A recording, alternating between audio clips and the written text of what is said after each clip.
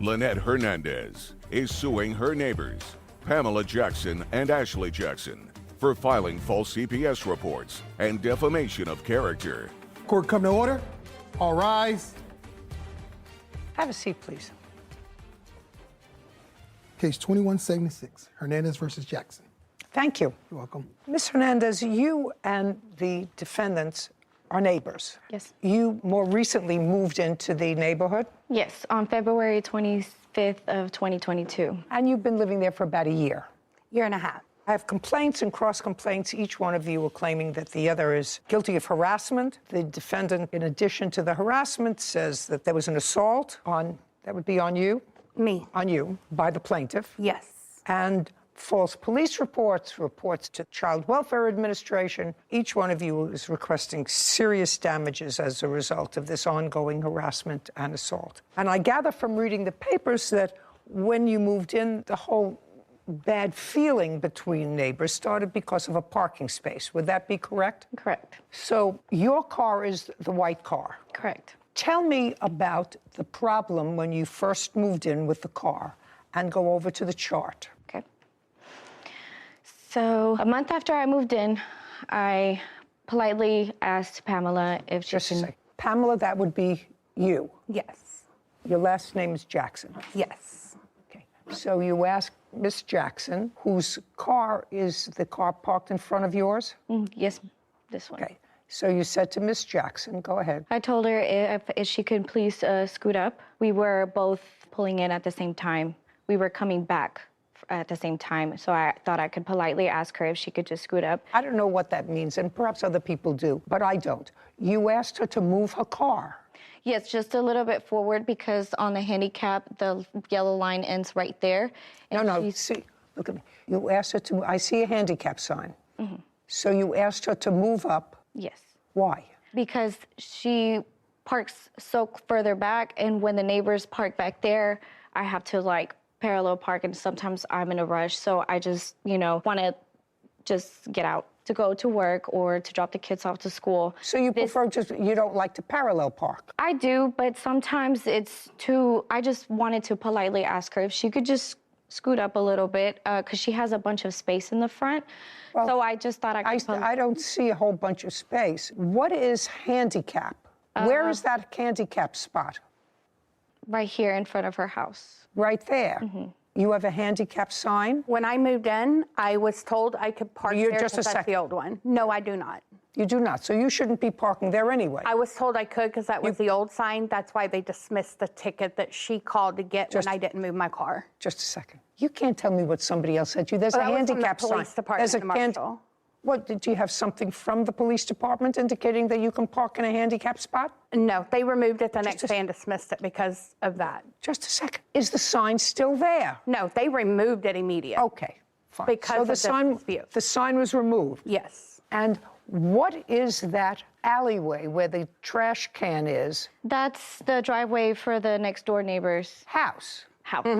Just a second. So that what she's doing in parking her car there is permitting the trash cans, which are supposed to be out into the street, right?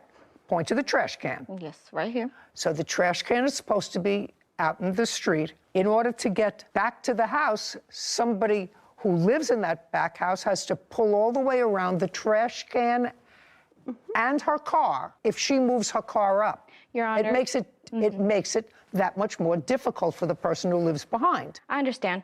For Okay. trash day is understandable. I don't care. She when- doesn't. You have to understand, Ms. Hernandez, that she didn't have to accommodate you so that you don't have to parallel park. She I doesn't. just thought I could ask her politely, and I didn't think when it was going to be okay, so let's go back a second. Now you can go back. So that's what started the trouble. You said politely. Tell me exactly what you said to her. Tell me exactly what you said to her, and you said that happened in March.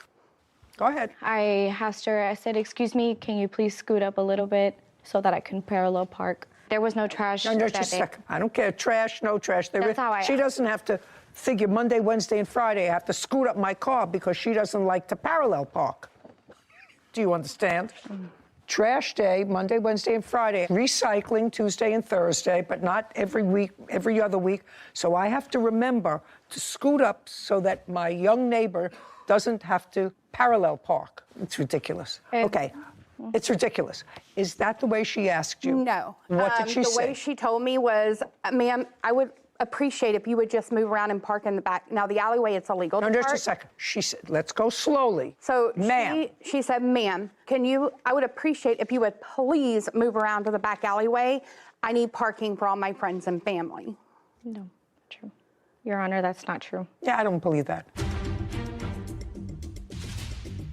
Sarah, I don't know what this... You don't have to keep hitting it. That's the whole video. Thank you. If I hit it, maybe I hit it on the table a little. Yeah, I don't think so. Well- That only works with your phone. It only works on my Yeah. phone? Fresh math.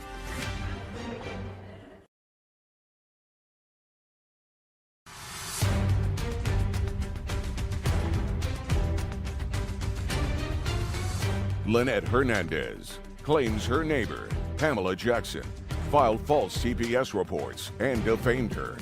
Pamela is countersuing for an assault. Okay, she asked you to move, and you said to her, your response to her was, it's a public street, I'll park where I want to park. I tried to explain to her I have arthritis, so if you'll see, I park where I can walk around my car and go up the walkway. I don't care, you don't have to justify it to me, I asked you the question.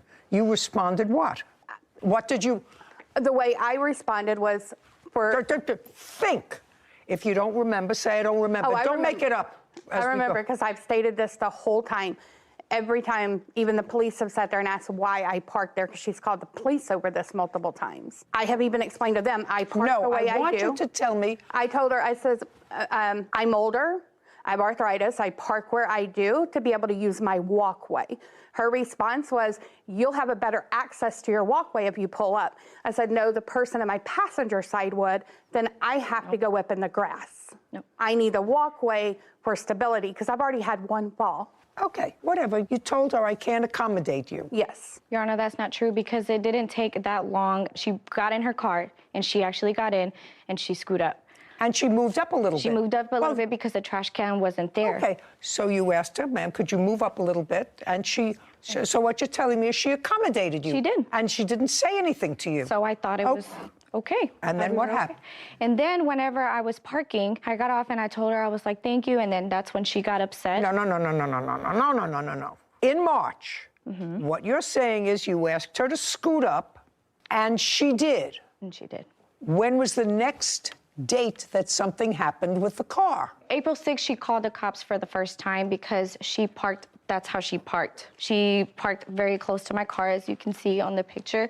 She started parking close to me like that. She called the cops for the first time. Just a second. That photograph was taken April 6th? Yes, ma'am. Of 2022? Yes, ma'am.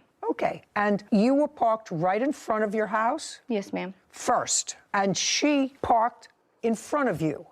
Correct. And you're telling me that she called the police? Correct. Is that correct? No. Okay. Show me that she called the police on April 6th. She did? She called the police and then she was telling them that... No. Can't tell me what she was telling them. I want to see where she called the police on April 6th. She said she didn't. Is that what you just said to me? I called the police. I'm not the one that parked. I was already parked there. When she pulled up on me, I called the police because she tapped my back end before she pulled back. Incorrect. Okay. So you were parked there already? I was already there, and it's an ongoing issue for months. She would pull up on me and sometimes tap my bumper. And you were in the car? I wasn't in the car. So I you- was inside. So you just saw her parked very close to you? I saw her tap my bumper. Okay. And that's when you called the police? Yes. Okay. And she knew because she was recording me calling them. Do you have that? It's even on her TikTok. I'd like to see. I do because she was lying to them and said that I hit her car and I did not hit her car. Which shows she was the one pulling in. Well, but the scenario that she's telling Miss Hernandez, that she's telling me, is different from what you told me. So let's get it clear. Was her car parked there first or yours? Mine was parked there first. And she says hers was parked there first. That means that she would have to back into that spot, whatever it was. And she did. Just a second. That's what you want me. She backed into that spot and backed in very close to your car. Yes. I don't believe that. This is... I don't believe that. That doesn't. Okay. I don't believe that. You're going to have to prove that to me because that would be silly. I see what you're showing me. What you're showing me is consistent with the cars being very close together, but you want me to believe that she actually backed into that spot. She did. Oh, it's a video? Here. Your Honor, she did park like that day. Yeah. I hope this video will show me that. I don't know what this, Sarah, Yeah. am I getting the whole, Yeah, you don't have to keep hitting it. That's the whole video. That's it. could we do it again? Yeah. Thank you. If I hit it, maybe I hit it on the table. Yeah, I don't think so. Well- That only works with your phone. It only works on my Yeah. phone? Fresh math. Yeah, all right, this is useless. Okay, so the police came out, and was there a police report? I have it right here. May I have it, please? Who else lives in the house with you, Miss Hernandez? Me and my 2 children. Oh, well, that was nasty over a parking space. How unfortunate. I'd like to see that. Absolutely. Thank you. Oh, yes. The officer actually didn't believe her because there was nothing on her car. Doesn't have to be anything on her car. But she's you tap making- you tap somebody's bumper, there isn't always damage. That's close enough for me. Okay, give me the paper back. The officer did not believe her because she lied. She made false accusations, saying that I was threatening her with a knife and with a baby in my arm. Officer didn't believe her because. Don't tell me what the officer believed or what the officer didn't believe, madam. It's irrelevant what you think the officer believed. If the officer was here, I would question the officer. Okay, it all started over a parking space. And you have to understand, I'm not sympathetic with you. You move into a neighborhood, something is established in the neighborhood, because I'm sure she didn't wait to park in that spot just when you moved in. That's where she's been parking her car. It's not that you don't have a place to park. You have a place to park in front of your house. That's the defendant's house. Her car is parked right in front of her house. You have a place to park. Your car is parked right in front of your house. You want her to move to make it easier for you so that you don't have to struggle to park, so you could just scoot in and scoot out. I just didn't want to risk hitting her car for being in a garage because the people behind me would park pretty close up. Who cares? It's a public street. I don't care if you park on Mars. Then park someplace else on the street. It would bother me if that was my driveway and there was a car that was right up to the edge of that driveway, causing me to have to swing out wide every time I pulled into my driveway. And I couldn't do it during trash days because it's even a wider turn. Also that you didn't have to parallel park. I'm telling you, I'm not sympathetic with that. You're not entitled to a public street parking spot. That's sort of an entitlement that what generation? Gen Z. Gen Z. This is going to cause the demise of this country.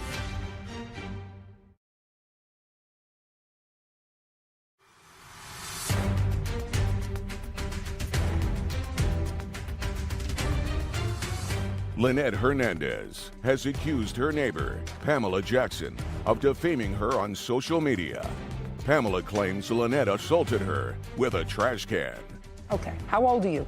I'm 27. You're 27. Well, that makes sense. Is that called Your Honor. Gen X? Is that a Gen X? What is that? I think it's a No, Gen that's Z. Gen Z. Gen Z. Yeah. Gen Z, yes. Your Honor, There's a whole bunch of entitlements with Gen Z people. Your Honor, painful I don't think generation. it's. Just a second. Your Honor, I don't think it's fair that she has called CPS on Just me. a second. We're not talking about fair. Right now, we're talking about parking. Well- right now, we're talking about what precipitated this bad feeling. And I agree with you. We'll get to the rest of the harassment, but what I'm telling you is you're off base here. You're not entitled to a public street parking spot that may or may not inconvenience somebody else. You have a spot in front of your house. But if the reason you told her to move her car and the people behind is because you don't like to parallel park, that is do. I sort just of an didn't wanna hit entitlement. I'm anybody. just telling you, Miss Hernandez, that's sort of an entitlement that what generation? Gen Z. Gen Z. This is going to cause the demise of this country. There is no entitlement to park right in front of your house, comfortably. Judge, There's no if I may entitlement to add. that. You wanted that, you should have bought a house that had a garage. If that started the problem, I'm telling you that you were wrong. She had the garage. That doesn't give her license to do bad things. Now, she can call the police if she thinks that you touched her car, which you probably did. You didn't damage it, but you probably touched it because you were annoyed, because that's a constant source of irritation. No, so I'm not concerned about calling the police. Understand this. I'm concerned about calling CPS, because that's one of the issues here. And Miss Jackson, I believe, in her answer, said she did, in fact, call Child Protective Services. And I've Just actually a got second. evidence. Just Why? a second. You called Child Protective Services when? I made a call in August. Was it August or September? If you don't remember, you don't remember. You made a call to Your Child Honor. Protective Services Twice. based on 2 times. Twice. Well, there was the most recent one, so it's 3. So the first Just one, a second. So you called Child Protective Services 3 times. all 3 times, and I've got video evidence to why. Okay, I'd like to see the video evidence. Actually, pull that up. Great. One of them has to do with the fact she was inside, and I had been outside changing batteries. I went to verify my cameras, picked up the audio. She had been yelling at her daughter, threatening to beat her up. Okay, just a second. The first time you called Child Protective Services was in August or September of 2022. Correct. That's what you said. Why did you call Child Protective Services the first time? The first time was I saw her kind of shove her daughter backwards. You have that on tape? Did you find the tape on that one? Yes. I'd like to see it. Your Honor, they did not call CPS in August. Just a second. She says she did.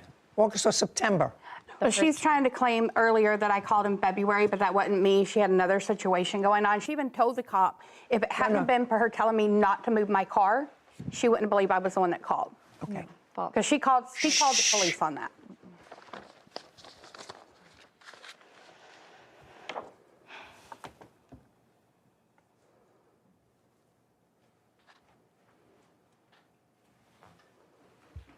I don't see anything sufficient for you to call CPS the first time on that. That was a motion with a hand. Child didn't fall. There had been a bunch of yelling out before that. I don't care. That's an overkill. What's next? When's the next time? When's the next time? The next time I called, and she's got the video. She can pull up for you.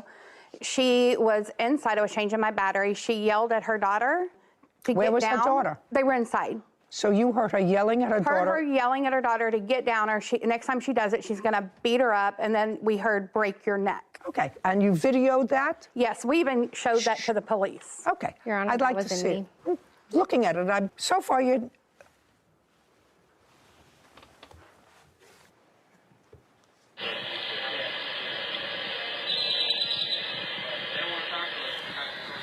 You hear anything?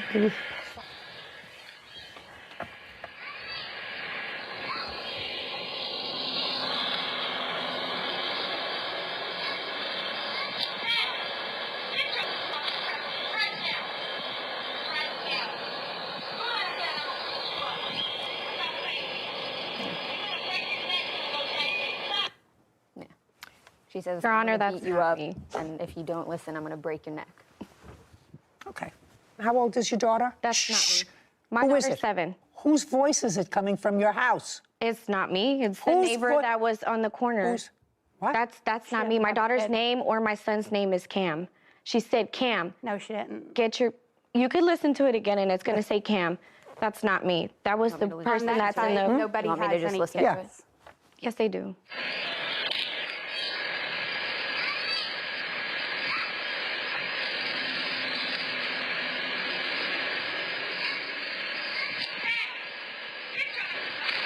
And she says, hey, get off the couch right now.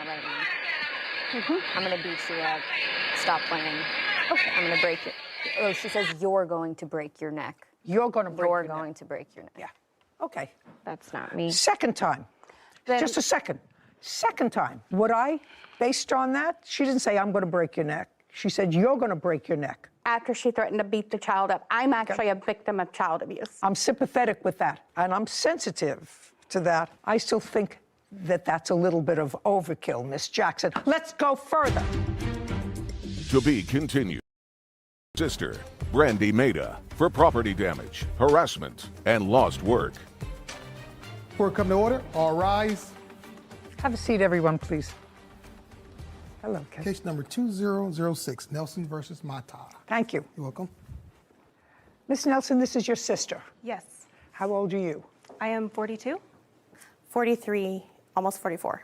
Oh, so are you the only two sisters? We have some half-sisters, but yes. But you're the only two full biological sisters. Now, there came a time, Miss Mehta, that you moved into your sister's home. Yes. Is this a home that you own? Yes, we built it. In what year did you move into her home? That would have been 2018. Who else lives in the house from your family? My disabled mother, my husband, and my child.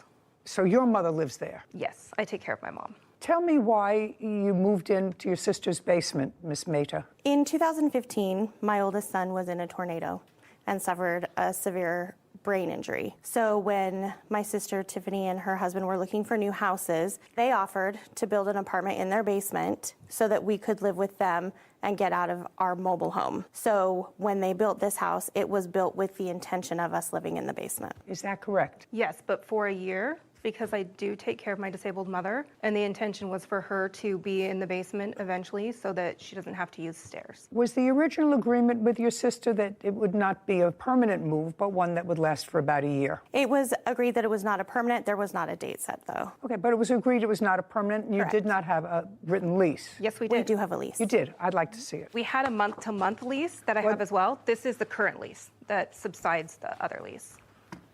Okay, initially a month-to-month lease, and what month and year did you have her sign? I have it right here. It's dated July 14th, 2018.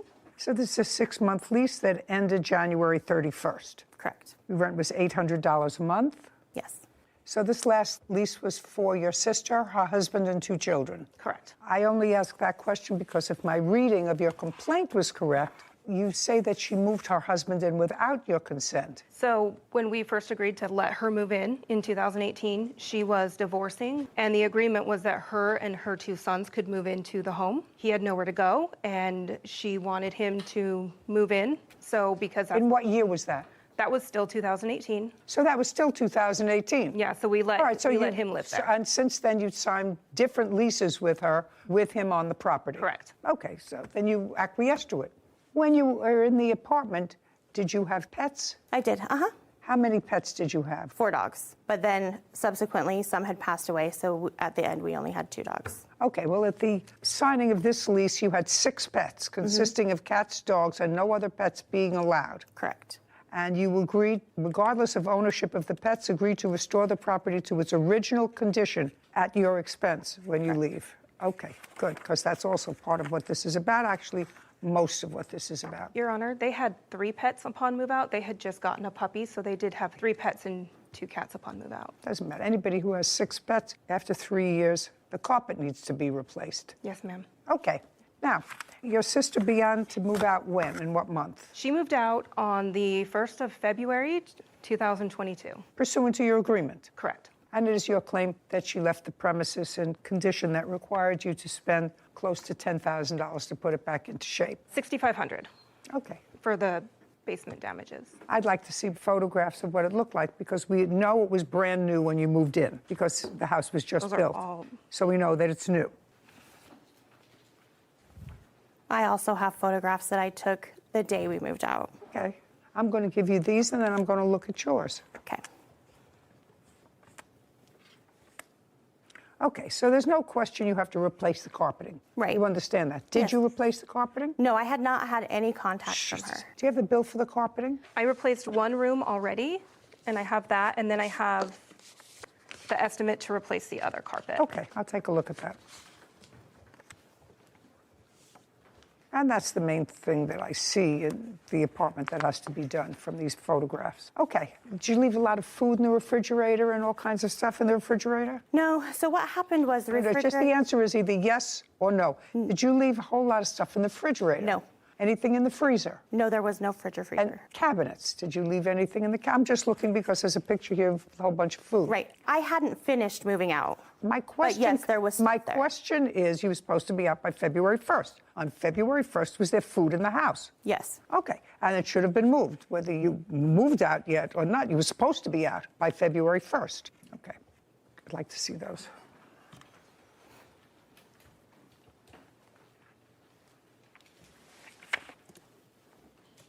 So you replaced the carpet in what room? One of the bedrooms, so my mom could move down there so she could not use stairs. Okay. Sarah, add these two figures and have them for me, please. And I don't know what this is a photograph of. So the bags that were left in the home, there was ice cream that was left in those bags, and it had leaked on my flooring, and we moved it outside, and that is the rotted food from the bags. Okay, do you know how that happened? I don't. I haven't seen that. Okay. May I see photographs, please, that you took on the day you moved out? Yes. I have that total, Judge. $4,129. $4,121? 29 29. and 21 cents. Thank you. Is this after the carpet was taken out? Yes. Kevin, can I please see the photographs that you took?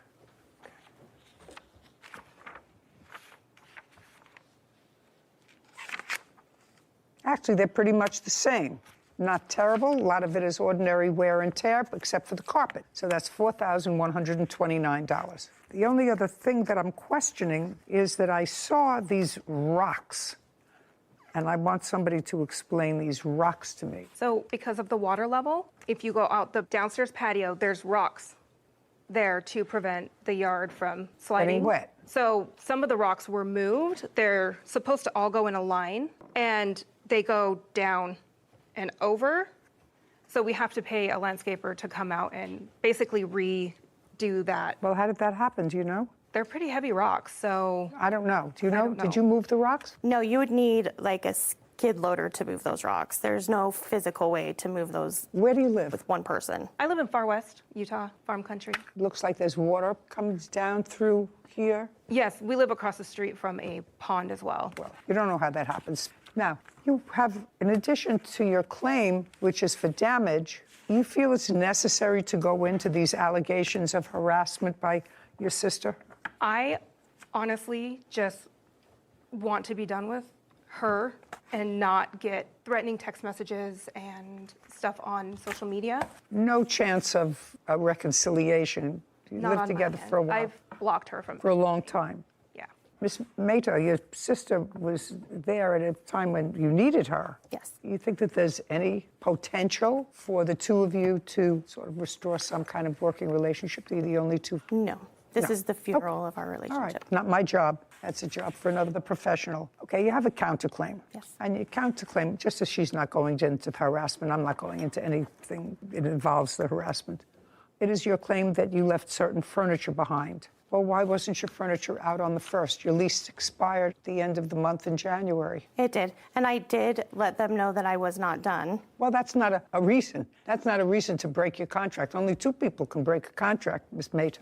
The two people are the same two people that signed it. You signed a contract that said you would be out on a certain date. You weren't out on a certain date. The fact that you notified her that you're changing the terms of the contract unless she agreed to it, then you should have had your stuff out by the 31st. Why didn't you? Because she had made it very difficult during my moving process. There was a lot of, like I said, harassment and stuff that happened during that moving process. She called the police on the people that were helping me. She made it very difficult to get it done. There was no way that I could get it done on Let's that get day. back to call the police. And later today, After Mr. Martinez got into the picture, he was going to pay me not to talk to Sherry any longer. So you had a discussion with him that all of her bills he was going to take care of? Many discussions, yes, Your Honor. Okay. And? I never got a dime. Okay, well, what is the harassment?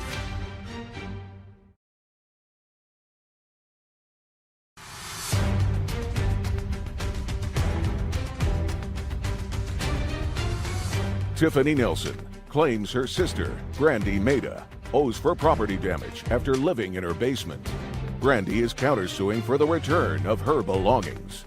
Who did you have moving you? I had my best friend, Brittany, was helping me.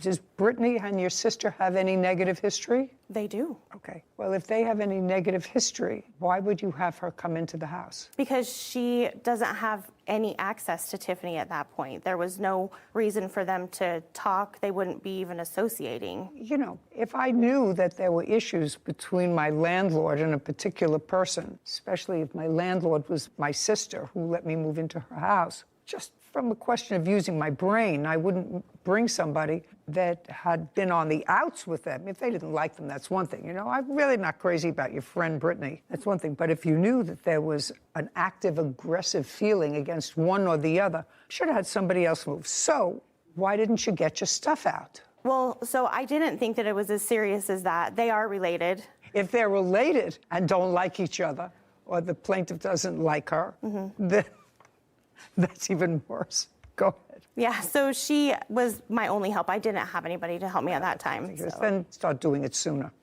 Go ahead. Yeah, that was the only reason. Miss Mata, where was your husband? He was working. We were working during this whole time. Well, that's okay.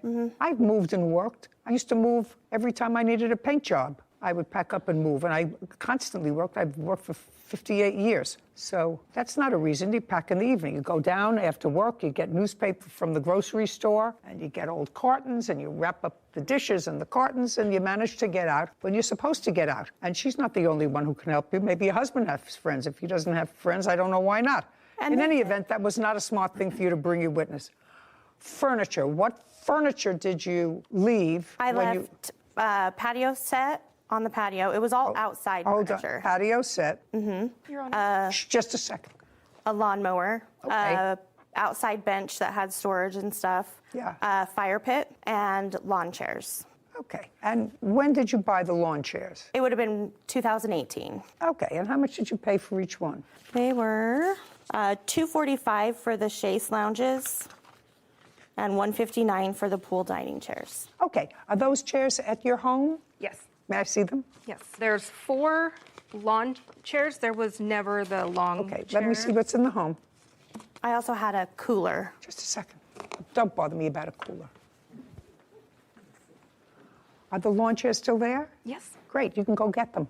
Okay. With a marshal, not with her. What about the fire pit? Still there. You can pick up the fire pit. What about the lawnmower? Still there. Patio set. Still there. They have painted that purple. Painted back. Where are you living now? I have a house Who are you living there with? with my husband and my sister-in-law. She's living with you? Mm-hmm. She's paying, it's not an answer, yes. Yes. She's paying you rent? No. Why not? My husband's mother, their mother passed away, and she needed to be closer to family, so she's just living with us as family.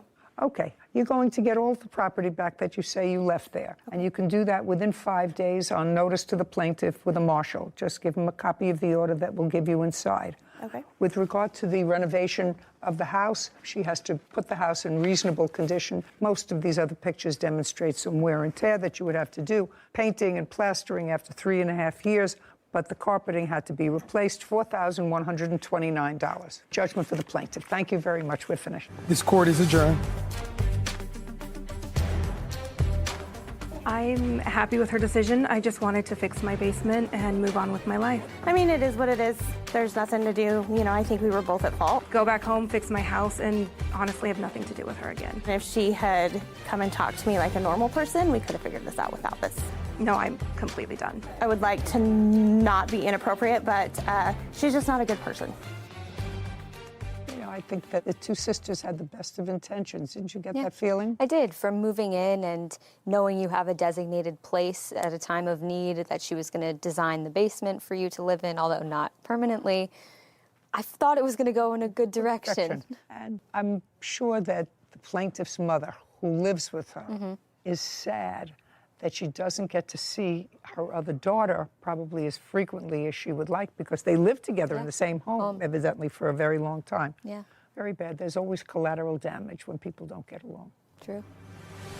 Case number 2039, Mormon versus Strauss. All parties, please step forward. Derek Mormon is suing his former friend, Sherry Strauss, for car repairs and harassment. Mr. Mormon, the defendant was a friend of yours. Yes, ma'am. A casual friend, a romantic friend? Maybe both. You know, a casual romantic friend. How long do you know her? 14 years at least, probably closer to 15, yeah. Were you ever together as a couple? No, ma'am. And it is your claim that because she was in financial trouble, you extended a loan to her to fix her car. Yes, ma'am. That's what this case is about. You also say she harassed you, but most of this case is about the loans to fix her car. Ms. Strauss says that you did, in fact, work on her car, but you caused more damage to it than it originally had. And she is counterclaiming for car repairs that she has to make because of work that you did on the car. Who is this person? My fiance. Okay, he's not a mechanic. No. And who is the woman? She is the property manager of the motel that I'm living in. So you don't have a mechanic to testify today to anything? No, I do have. The answer is no. No, but I do have an estimate. I don't care about an estimate. Okay, so I would like you to tell me, Ms. Strauss, when did you start to have trouble with your car? March 2nd of 2022. And where were you living at the time? I had just moved into the motel. Had you been spending any time with Mr. Mormon? Previous to that, no. Previous to March of 2022? That's correct. Okay. After March of 2022, did you spend any time with Mr. Mormon? I did, yes. Did you stay at his home? I went there occasionally, yes. No, but I'm asking, did you stay over at his home? Yes. Okay. And when you started to have trouble with the car in March, when you hadn't been staying at Mr. Mormon's house, did you call him and let him know you were having trouble with your car? I did as a friend, yes. And what did you say to him, and what did he say to you? I just told him I dropped my son off at his taekwondo, and we were trying to leave, and my car was not working. And what did he say to you? That he will come and help me. And help you? Yeah. That was on March 2nd? That was on March 2nd, yes. And did he come to the motel where you were staying? No, he did not. Well, how did he come and help you with the car? Because my car was at my son's taekwondo, so he went there. He came to where you were? And did he take your car someplace? Not on that day, no. What did he do on that day? On that day, he took me and my son home. So that was March 2nd. Keep going. March 2nd, March 3rd. And then on March 3rd, we ended up having my car taken over to O'Reilly's. Well, we got a battery. How much was it? It was $167. Who paid for it? I did. So then you were driving it again? It's not, Yes, correct. Okay. And when was the next time there was difficulty with the car? Then the next time was March 7th. It died again. So on March 7th, the car died again? And what did you do? Then on March 7th, I called him and told him that something's wrong with my car again. Now it's not starting again. Okay. And tell me why you called him. Because as a good friend, like I said, we've been friends for 15 years. As it is, I don't ask anybody for help. I usually try to do everything on my own. But, Okay, so you called he him had and said the helped car me. died again? Yep, but he had made it known that he was knowledgeable about cars, so I figured that maybe he would know what was going on. You know who else is knowledgeable? Mechanics. You want to tell me what the additional harassment is? He showed up at my motel threatening. What did he want? When I had talked to him before, when he thought that David and I was not together anymore, he said, "Oh, it's not about the money." He goes, "I just want you."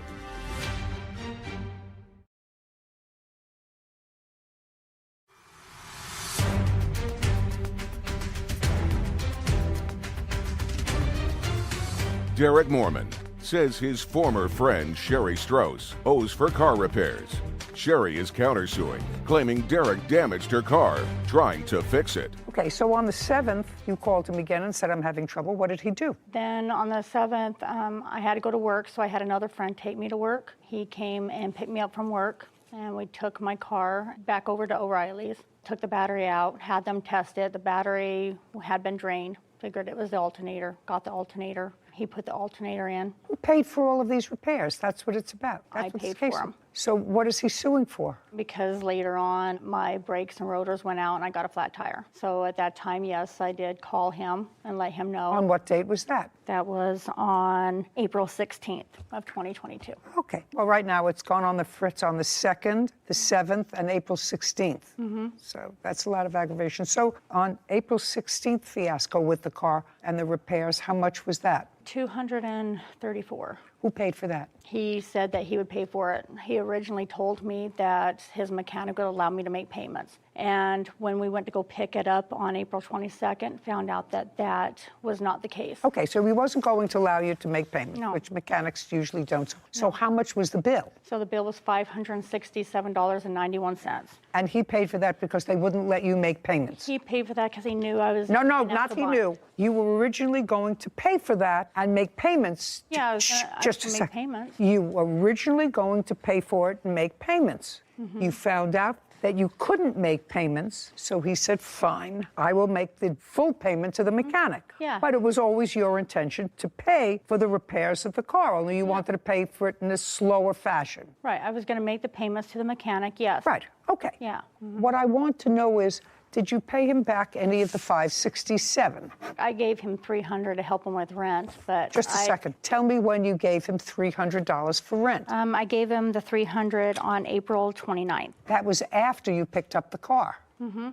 Is not an answer. Yes, ma'am. Did she give you $300 for rent? No, Your Honor, I don't need anybody to help me pay my rent. Do you have any proof that you gave him $300 for rent, a withdrawal from a bank, or anything? No, I don't, Your Honor. Okay, so far you owe $567. Is that what you paid for her in April? No, Your Honor, I paid $674.76. May I see it, please? Yes, ma'am.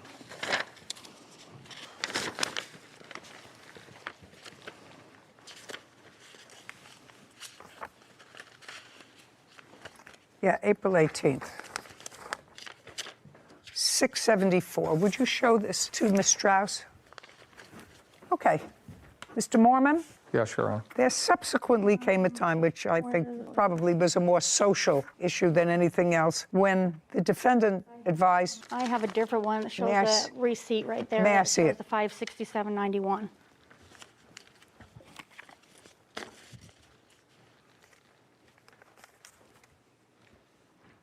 Well, I actually am not understanding this. He paid for this with his Visa card. Is that right? That's correct. Could you explain this to me? This is your Visa card. This is the same invoice. One of them is for $567.91, and the one that you gave me, the same invoice number, is $674.76. Sarah, would you do me a favor, please? Sure.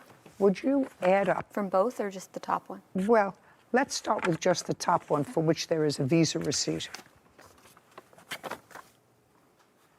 So I gather that all this became problematic when you started to see a serious boyfriend. Is that right? That's correct. Now, after March, you said you stayed occasionally at Mr. Mormon's. When you stayed at Mr. Mormon's, was that more of a social? I mean, was it a more intimate relationship than just social friends? This was after March, after you were in the motel. We're kind of like friends with, benefits in a way, so Okay. yeah. All right, and then you found someone new, and according to him, you advised him that you had somebody new, and now he wants the money for the car, which you were going to pay anyway. You were going to Originally, pay I it. figured it was a friend helping a friend. I didn't think No, of it it as a wasn't. loan. No. It wasn't. Even you say, Ms. Strauss, it was your intention to pay this bill for your car as you would pay the other bills for your car. However, when you got there, you found you couldn't make time payments. So he said, well, you need a car. I'll lay it out up front. But it was always your intention to pay for your own car.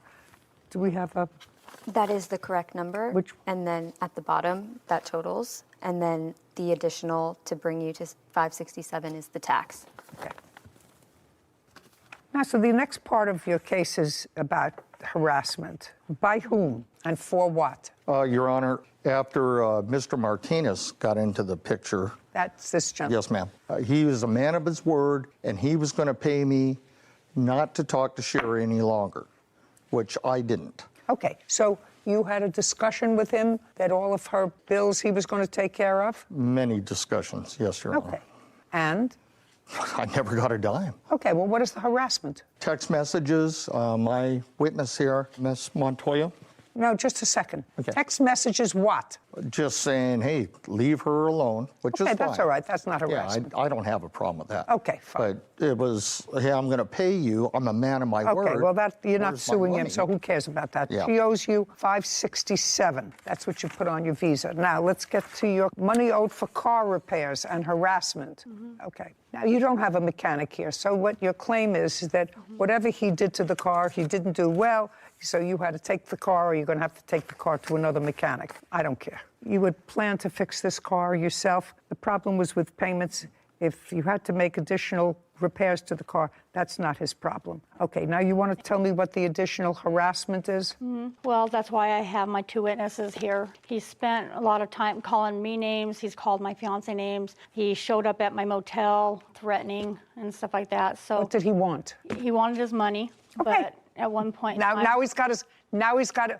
I don't need to speak to you. No, but Now he's got his money. When I had talked to him before, when he thought that David and I was not together anymore, he said, oh, it's not about the money. He goes, I just want you. He's got several messages from me, how he loves me, he wants to be with me, and all this and that. Yeah, but you don't love him and you don't want to be with him, so now you have to pay him for your car repairs, $567. Yeah. Judgment for the plaintiff. Well- We're finished. Thank you very much. Thank you, Your Honor. This court is adjourned. Hey, justice was served, and that's all that matters. It was about because he didn't have me. I went with somebody else, and I wasn't with him. She was a friend, and I tried to help her out. We've been friends for a long time, so I told him we would be, that I wanted to be his friend. I ain't gonna help, I can tell you that. I want to continue the friendship, and he didn't want that. I know, never again on her, no. Time to find another mechanic. So I really didn't have so much trouble with that case because the defendant had really planned on paying for her car repairs. Do I think that the guy said to her, you can make payments, and when she got there, he said, no, who knows? It's not worth it. Yeah. He felt used, Which I think is valid. which, give somebody money, and then you've had sort of a friends with benefits relationship, and all of a sudden you got somebody new, and you're driving around in a car that Yep. you paid to repair. Anyway, it was simple and easy. It was. Dozo is suing Norma Jimenez and her 17-year-old son, Christopher Espinoza, for damages resulting from a car crash. Court come to order. All rise. Have a seat, please. Case 2054, Cardozo versus Jimenez Espinosa. Thank you. You're welcome. Ms. Cardozo, it is your claim that the defendants are responsible for an automobile accident. Yes. That both totaled your car and injured you and your child. Yes, Your Honor. When did this accident happen? What date? On May 6th, Friday, 2022. What time of the day? It was around 7:10, 7:20 a.m. Where were you going? I was going to drop off my son to his babysitter Then where were you going? at work. Is that your regular route? Yeah. Your last name is? Espinoza, How old are you? 17. You were driving that morning? Yeah. Yeah is not an answer. Yes. Yes is an answer. Who was in the car with you? My little sister, How old is she? 11. Do you have a driver's license? Now I do, yeah. Did you, on May 6th, have a driver's license? No. I assume you were taking your sister to school, Yes. and then you were taking yourself to school. Yes. This was in May. How long had you been driving your sister to school? 6 months. Where was your mother? At work. Did you drop her off at work first? No. How does she get to work? Her own car. Who owns the car that you were driving? My mom. So your mom has 2 cars. Yes. What other adults live in your house? Just my mom. Your mother, Yes. your sister, Yeah. and you. Yeah. When was the car purchased that you were driving with your sister? It was a gift. Who was it a gift to? Me. Whose name is it in? My mom's. When did you get it? Month and year. Don't speak to him. When did you get it? January. January of 2022. Yes. So that's why you had been driving your sister for 6 months. Yes. The car is in your name? Yes, Your Honor. You know that he has no right to drive a car. He had a driver's permit. I don't care if he had a permit. You know he has no right to drive a car with a minor in the car. Well, he took some classes, and we were told by the instructor. Now, don't tell me what you were told by the instructor, madam. Your insurance company disclaimed on this if you had insurance because he's not allowed to drive a car. Is that correct? Yes. What insurance carrier do you have on your car? AAA. Who insures the car that he was driving? AAA. On your name? Yes. When he had this accident, the insurance company, AAA, disclaimed on the accident because he was driving the car. Yes. Did they drop you from your policy? Did they drop your policy? No. Did they raise your rates? No, because I was changing insurance at that time when the So- accident happened. So you had no insurance? We had insurance. Just look at me.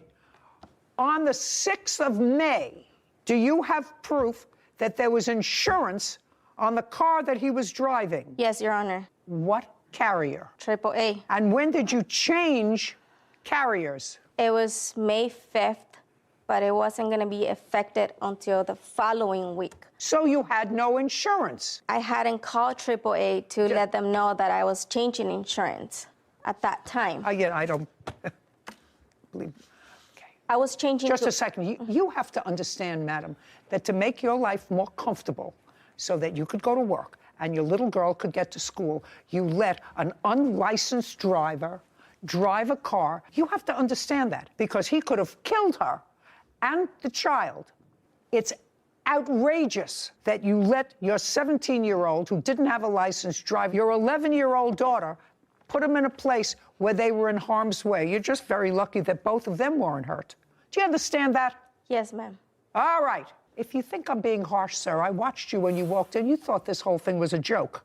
You came in smiling. It's not a smiling thing.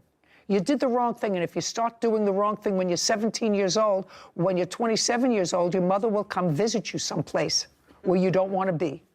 Do you understand? I smile when I'm nervous. Excuse me? I smile when I'm nervous. You smile when you're nervous. Yeah. Well, your mother smiles when she's nervous, too, because she was smiling, too. Yeah. When you walked in here. What? You're not smiling now. You mean you're not nervous now? You're not smiling now. Now you're not nervous. Now I would be nervous. If I were you, I would be nervous. See what I mean? Yeah. No. Tell me what happened 7:30 in the morning on the 6th of May, which was a school day and a work day. Okay, yes, Your Honor. So I was driving straight like normal on East on Pleasant Valley. And as I was going on a green light into my intersection. Do you have a photograph? Do you have any? Yes. I'd like to see it. And May 6th was a Friday, just so you know. May 6th was a Friday. Yeah. Thanks.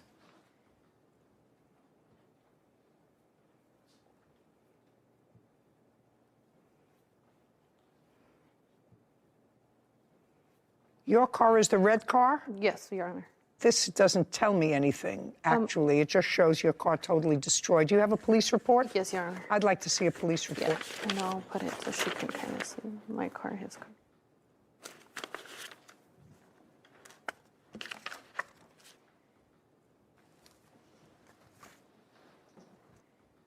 This is the diagram that the police prepared. Yes, Your Honor. So you were going straight? Yes, Your Honor. And he was making a left turn? Yes, Your Honor. And you were through the intersection? Yes. Looks as if you were through the intersection. About to be. It was like in the middle of the intersection. What kind of citations were you issued, sir? Just without a license. What? Without a license. Okay. I'm just letting you know, Ms. Jimenez, the plaintiff had visible injuries that the police noted. Do you understand that? Yes. The airbags went off?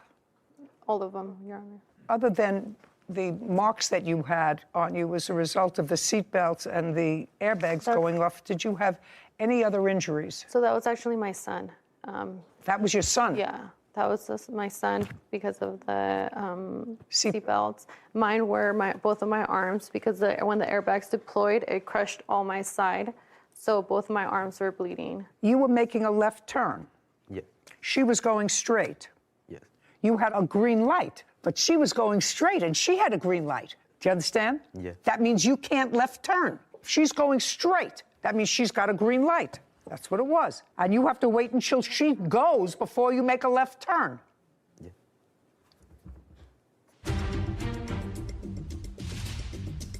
Were they at the scene at the same time at any time? No. When your mother says that she asked Miss Cardoza, are you okay? That wasn't true. No. Was it true or it wasn't true? And later today. You have no proof here of anything. So I'm asking you, you want nothing or do you want your car back? I want your $10,000. I'd rather have my car back than nothing. And I'm sorry. I'm sorry.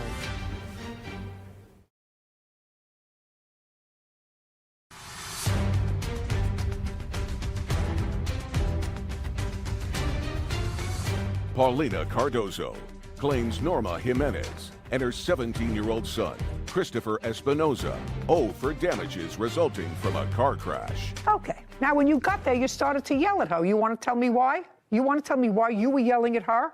I didn't even yell at her.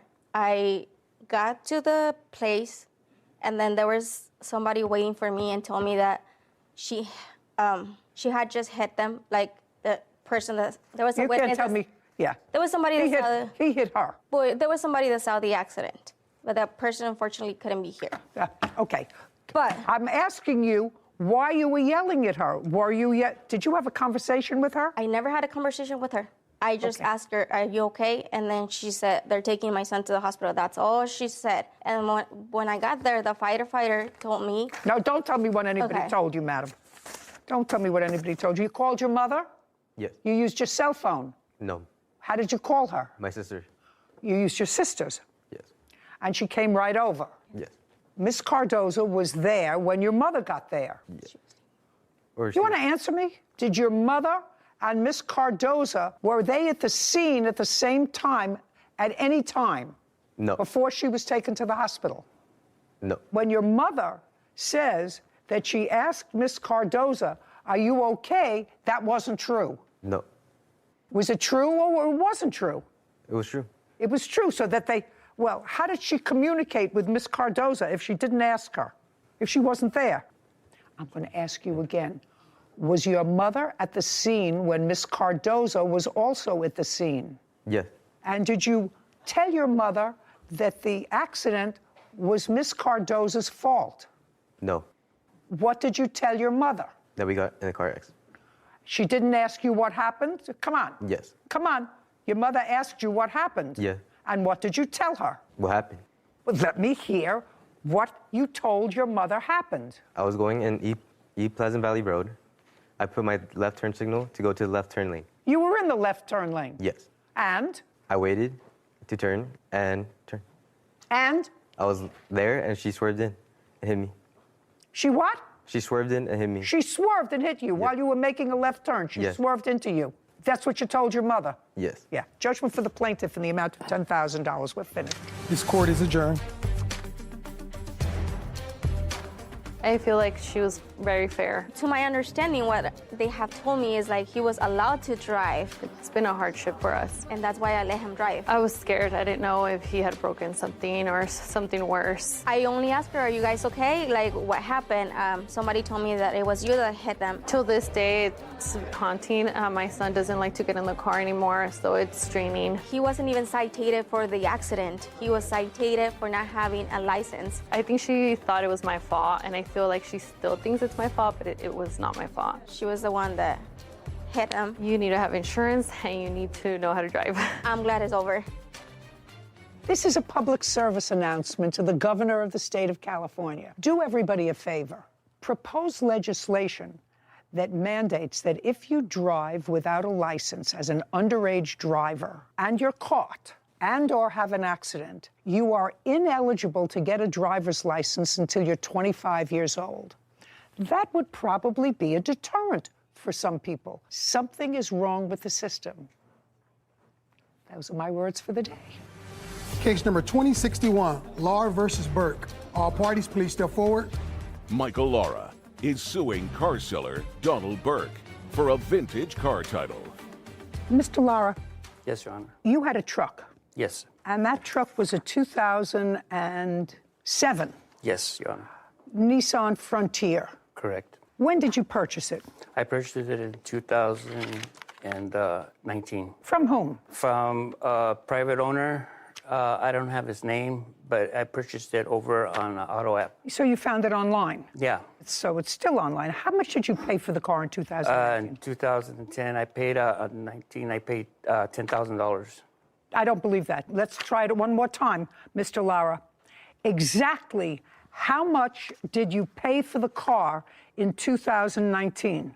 $10,000, Your Honor. Show me a bill of sale.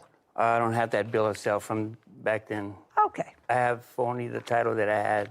Okay. Let's assume for the moment that that's almost accurate because the truck is now worth somewhere between $8,000 and $9,000. So that would be a depreciation. So now it's worth $8,000. Okay. You decided to sell it. Correct. To trade it. And you put an ad online to sell it? Yes, I did. You, Mr. Burke, had a 1947 classic Chrysler sedan. Yes. When did you get that? Beginning of the year. Beginning of 20? 22. And where did you get it from? A car dealer had it for sale. Car dealer where? Montclair, California? You remember the name of the car dealer? No, ma'am, I don't. But it was the beginning of 2022. Yes. And was it an ad online? No, I was driving by and saw the car. I kind of liked the way it looked. How much did you pay for it? $12,500. Do you have a bill of sale? No. That was just this year. Why don't you have a bill of sale? I have the registration and title. I don't need the registration and title. I need a bill of sale. I don't have one. The difference when you buy it from a private party, but if you buy, do you have, it was the beginning of January. How did you pay for the car? Cash. Cash. Do you have a withdrawal from your bank of $12,500 to show me? No, I don't. Well, how do you expect me to decide this case? You have a claim, you have a counterclaim. Nobody has any proof. How do you expect me to decide? Each of you is suing the other for $10,000 without any proof of anything. How do you expect me to decide that? Correct, Your Honor. You got it? Yeah, I got it. You got it? Yes. You have the title. You have the keys. You have the truck. Understand this. Neither one of you are leaving here with a penny. Do you understand? Yes, Your Honor. Do you understand? No, I don't.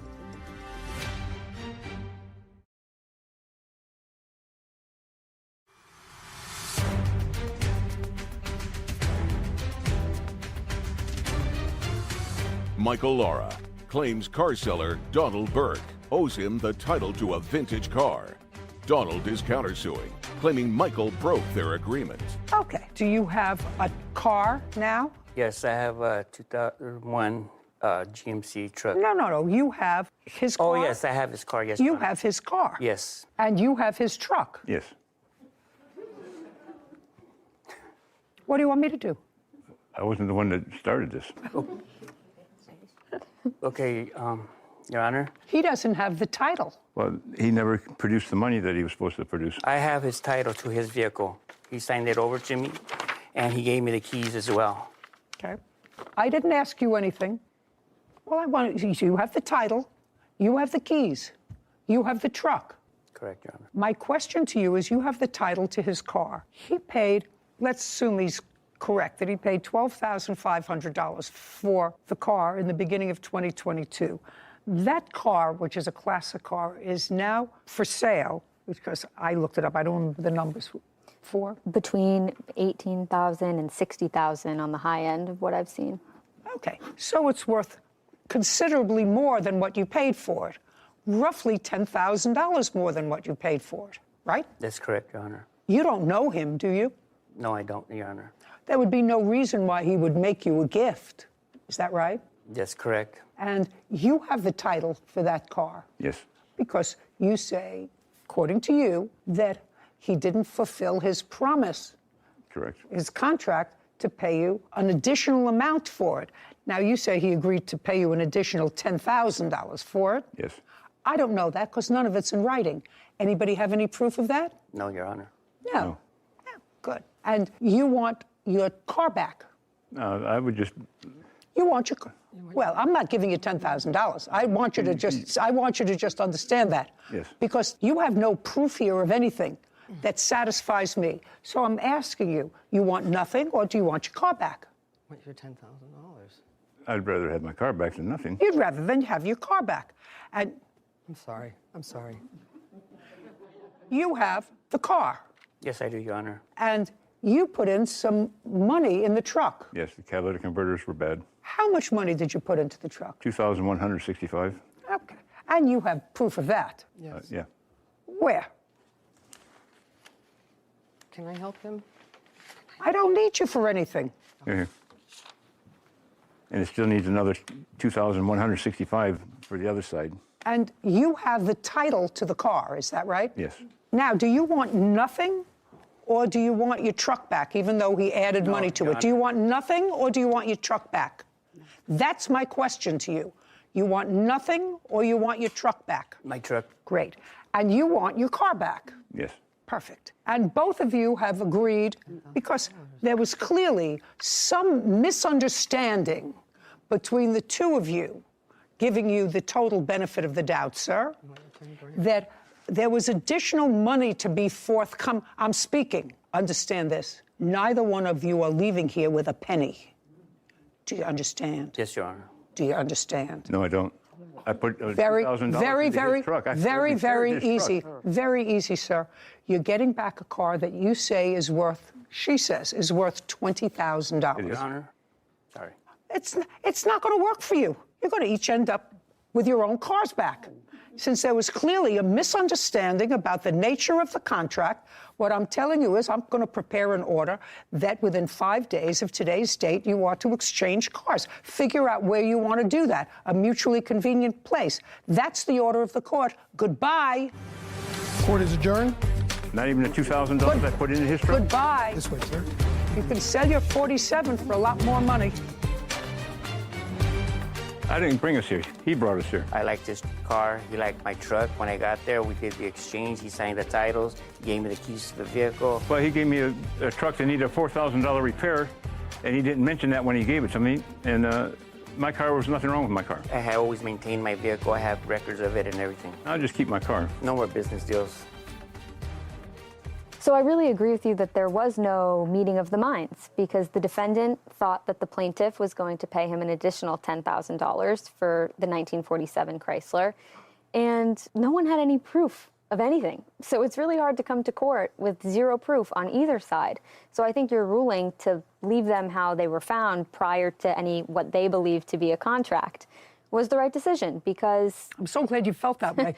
Well, I mean, I was thinking to myself, looking over the papers, what's she going to do with this one? You know, it's hard because with no proof and a he said, she said verbal agreements with tangible items like vehicles, I probably would have done the same thing. I don't know what to make of this. I have nothing to look at, nothing to rely on. And it was so interesting because they both bought these cars recently. Mm-hmm. Neither one of them had bill of sale, said he paid cash, $12,500, showed me where you withdrew the money from a bank. Mm-hmm. The whole thing was suspicious to me. So to me, the easiest thing to do was leave the parties as you found them. As you found them. They had no contract because there was no meeting of the minds as to what the particulars were of the contract. You get your truck back in a little better shape. You get your car back probably in a little better shape.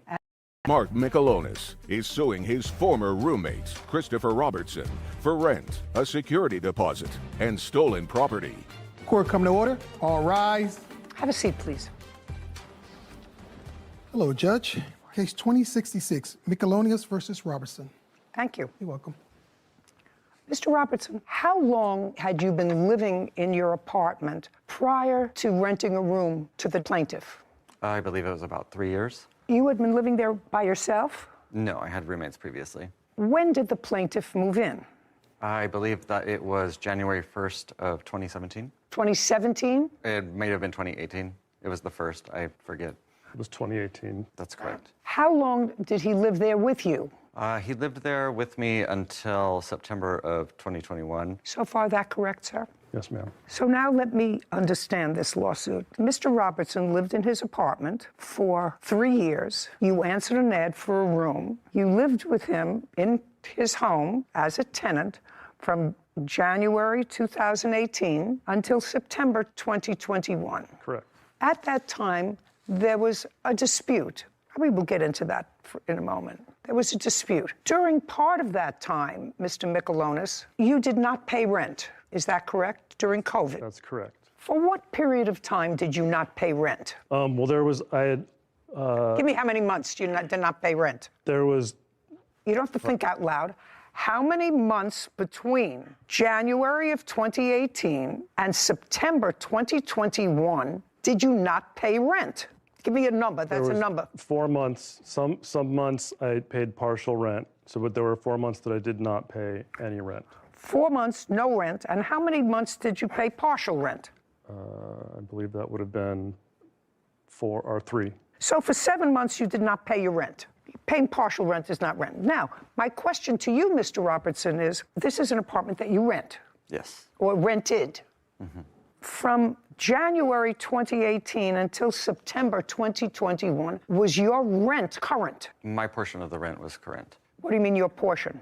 My portion that I was responsible for. No, it's your apartment. You're responsible for the whole thing, Mr. Robertson. Yes. Okay? You're responsible for the whole rent. And if what you chose to do was to say to your landlord, listen, I have a roommate, I'm just paying my portion of the rent, my roommate isn't paying his, right, then your rent wasn't paid. Yes. And I assume that your rent wasn't paid for the same period of time that he didn't pay you his portion of the rent. Yes. Was it for any period of time greater than that? Greater than the 4 months or the 7 months that he didn't pay rent? I went through my bank statements, and they went back until, I believe, July of 2020, and that's as far back as my bank app lets me go. Okay. There were more months than that I received partial or no rent payments for. From him? From him. I'm asking you about your landlord. If you didn't pay your landlord, you telling me your landlord didn't file an eviction against you? There were several months that he did pay his full rent, and so that would have meant that the entire rent for that period. Well, I know, but if the rent was not paid, did your landlord ever serve you an eviction notice? No, there was an eviction moratorium in Alameda County at that point for unpaid rents due to COVID. Gotcha. So that would it be a fair statement that you both took advantage of that? He took advantage of it, and so did you. I wouldn't say that it was me trying to take advantage. I would just say it was my inability to cover the entire rent. Your portion as well as his? My portion was always covered. Your portion was covered? Yes. Okay. Now, Mr. Michelonis, when did you move from month and year? It was September of 2021. And when did you leave there? I believe it was the 3rd or 4th week of August of 2021. So you both left the place at about the same time? I left involuntarily, but yes. Well, you left involuntarily, because that's what this case is about. Okay, so now I have the structure of it. Do you understand the structure of it? I understand. You understand the structure of it? I just want to make sure that people out there watching understand the structure of it. So you were the rentor, and you had an argument. It resulted in a protective order for somehow some genius put him out of his own apartment because of these protective... You weren't in the hospital for anything, were you, as a result of an assault? No. No. You have no medical records there of being treated for any injury. It was a harassment. Just a minute. Do you know my husband harasses me every day? Every day. I couldn't think of evicting him. I mean, you do other things. So the answer is, you were never treated for any illness. You were never treated for anxiety at a hospital as a result of this harassment. As a result of your allegations, let us say of harassment, Mr. Robertson was ejected from his own home, from which you had not been paying rent. Your portion that you were supposed to pay contractually with him for months because of COVID. Am I getting this story right? So far, I'm not finished yet, but so far, is there anything that I said was wrong? I think that's pretty close. I mean, okay, so that's pretty close. And now, what you are seeking here is, should I say, basically, and I hate that word, basically, but it's appropriate in this case. So all of those haters out there, she used basically, I don't care. It's appropriate here. And I put in the protective order that they were living with me, but they were moving. No. They were living with you. You were living with them. Well, yeah, we were living together. No. You were living with the defendant. He wasn't living with you.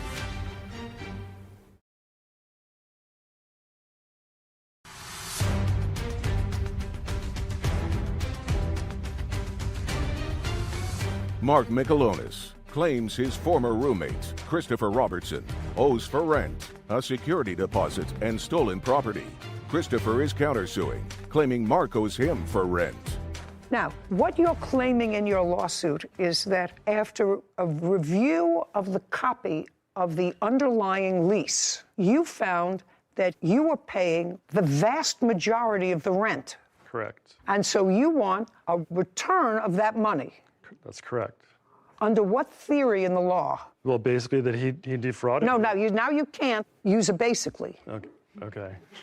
I want to know what theory is there in the law that says if I own a building and I lease to someone the whole building for $10,000, and then I find somebody who is prepared to pay me, and I have the first 2 floors of the building. 3rd floor is vacant.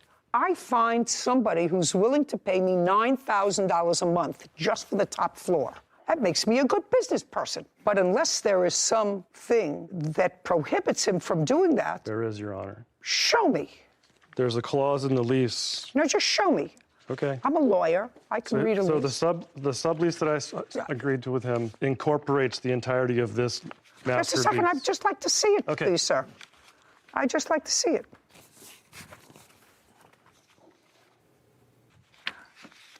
I assume you've highlighted what you want me to read. Correct.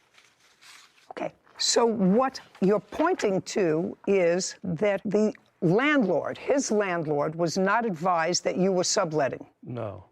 Well, that's why signed by every tenant. So that was one of the things, because if you look at the second lease, the one that was altered by Christopher to remove those areas so I wouldn't be aware, or I wouldn't be able to enforce them, was because he moved his boyfriend in without getting my consent. And so it says in there that he needs written consent. I understand that that doesn't apply to me, but he thought it did. And so he used whiteout on the other lease that I gave to you to obfuscate those terms. I don't know how to put this to you, sir, other than to say, let me backtrack. What kind of work do you do? I'm a web developer. You work for yourself or for a company? I do. I'm an independent contractor.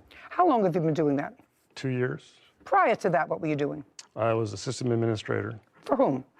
For a small company in San Francisco. How long did you work for them? 6 years. So for 2 years, you were an independent web developer, and you're still an independent web developer. Correct. And that's how you support yourself. Right. So you work out of your home. Right. And you've been working out of your home, you said, the last 2 years since 2020. This is 2022 or 19. Right. What do you mean, right? So it was yeah, it would have been. When you moved in 2018, were you an independent contractor? No, I was going to school. You were going to school? Right. For what? I went to. Just a second, for what? For web technologies. It was a program for web development technology. Did you go in person? Yes, it was an intensive. For how long? It was 3 months. It was 8 hours a day. Okay, so you went to school for 3 months. Right. During what period of time? January 2018 to end of March 2018. Okay, and at that time you were living with the plaintiff? Correct. Okay, so you needed a room for that 3-month period, and after that time, you supported yourself by being your own boss, by developing websites for It took people. me a while to find a job, but yes. What do you mean it took you time to find a job? The interview process to get work, I was interviewing, it was very hard to break into that industry. And so what did you do? So I started taking on independent work. So you never actually got a job outside of the independent work that you did? That's correct. So you support yourself by doing web development out of your home? Yes. So you used the home that you were living in, that room that you were renting, for not only your personal business, but you operated a place of business out of your residence. Okay. What do you mean, okay? Yes. Yes. I just want you to see how ridiculous you are. You want $10,000 because you overpaid what you consider your fair share of the rent. That's not going to happen. You come here, you didn't pay rent for at least 7 months because of COVID. You were working according to you. You were a web developer, still are. It's 2022 because you have no other job other than being a web developer. You stopped paying rent. You moved out after he did, correct? Well, did you pay? I'd like to correct in the month that you lived there, when you had put him out of his house because you were they were moving out. I did not put him out of the house. I thought that was a protective order. It was, but they were, and I put in the protective order that they were living with me, but they were moving, and so. No. They were living with you. You were living with them. Well, yeah, we were living together. No.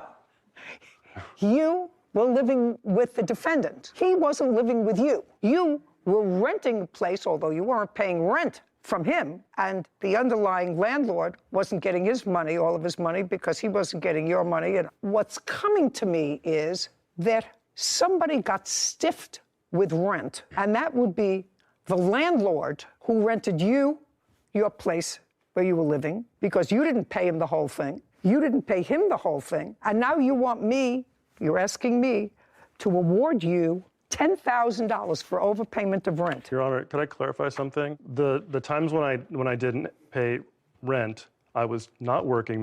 It was during COVID, so the first couple months of the COVID lockdown, I lost all of my contracts, so I didn't have any money. And so I was using there was a COVID process where you could, basically say that. There's no basically in there, only I used it once. I did not have the money to pay rent. I was not just making money and not paying rent. I would not do that. I was broke. All of my contracts dried up because nobody had any money. I was working for small So what are you companies. suing him for now? The government was very good to you. This is a very interesting America. It's a rent forgiveness, it's a rent moratorium.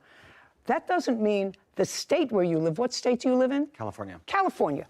That doesn't mean the owner of this premises was given some sort of a break that they didn't have to pay for utilities, taxes, mortgage on the building, because it's used as a business. As far as I know, there wasn't a moratorium on that, but there was a moratorium on two seemingly able-bodied people to say to the landlord, I can't pay my rent. And to add insult to injury, you think that I'm going to give you $10,000 because he charged you more than whatever the third or 40% of your occupancy of the apartment, and he shouldn't have? That's not going to happen, sir. So forget it.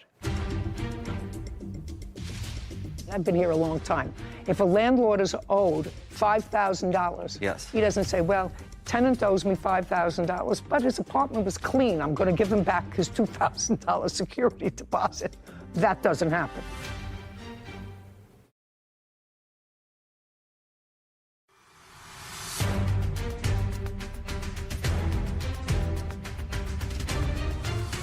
Mark Michelonis has accused his former roommate, Christopher Robertson, of overcharging for rent and keeping his property. Christopher is countersuing Mark for unpaid rent. Now, you gave him a security deposit. That is part of your lawsuit. Correct. So I want you to forget the overpayment of rent because it is ridiculous. Okay. So now let's go to the security deposit part of your complaint. Did he give you a security deposit? He did, Your Honor. Now, he didn't pay rent because of this moratorium Yes. on rent. Did you get your security deposit back from the landlord? I did. How much? I believe I got the total amount for the entire apartment, which was approximately $2,000. And how much did Mr. Michelonis give you as a security deposit? He gave me $1,250 for the security deposit plus a $300 deposit pet deposit. Sometimes the pet deposit is refundable. Did you get the pet deposit back? I don't recall specifically if I got that back from the landlord. But you did get back your entire security deposit, which included his $1,250. Yes. Okay. That's correct. Let's hold that in abeyance for a moment, because now I'm going to go to your counterclaim. Sure. I think that's all I have to deal with. Oh, and property taken without permission. Did you get that property back? There was some... I did not. What property was it? There was a stone Buddha carving. There was some dishes, some glasses. Oh, give me a break. Do you have a stone Buddha carving? I have the stone Buddha carving. I have a small statuette, a rooster that is his, and a small metal Great. Would you spoon set. pack those up? Yes. Do you live close to each other? I haven't been able to because of our mutual restraining orders. Fine. Do you know where your local precinct is?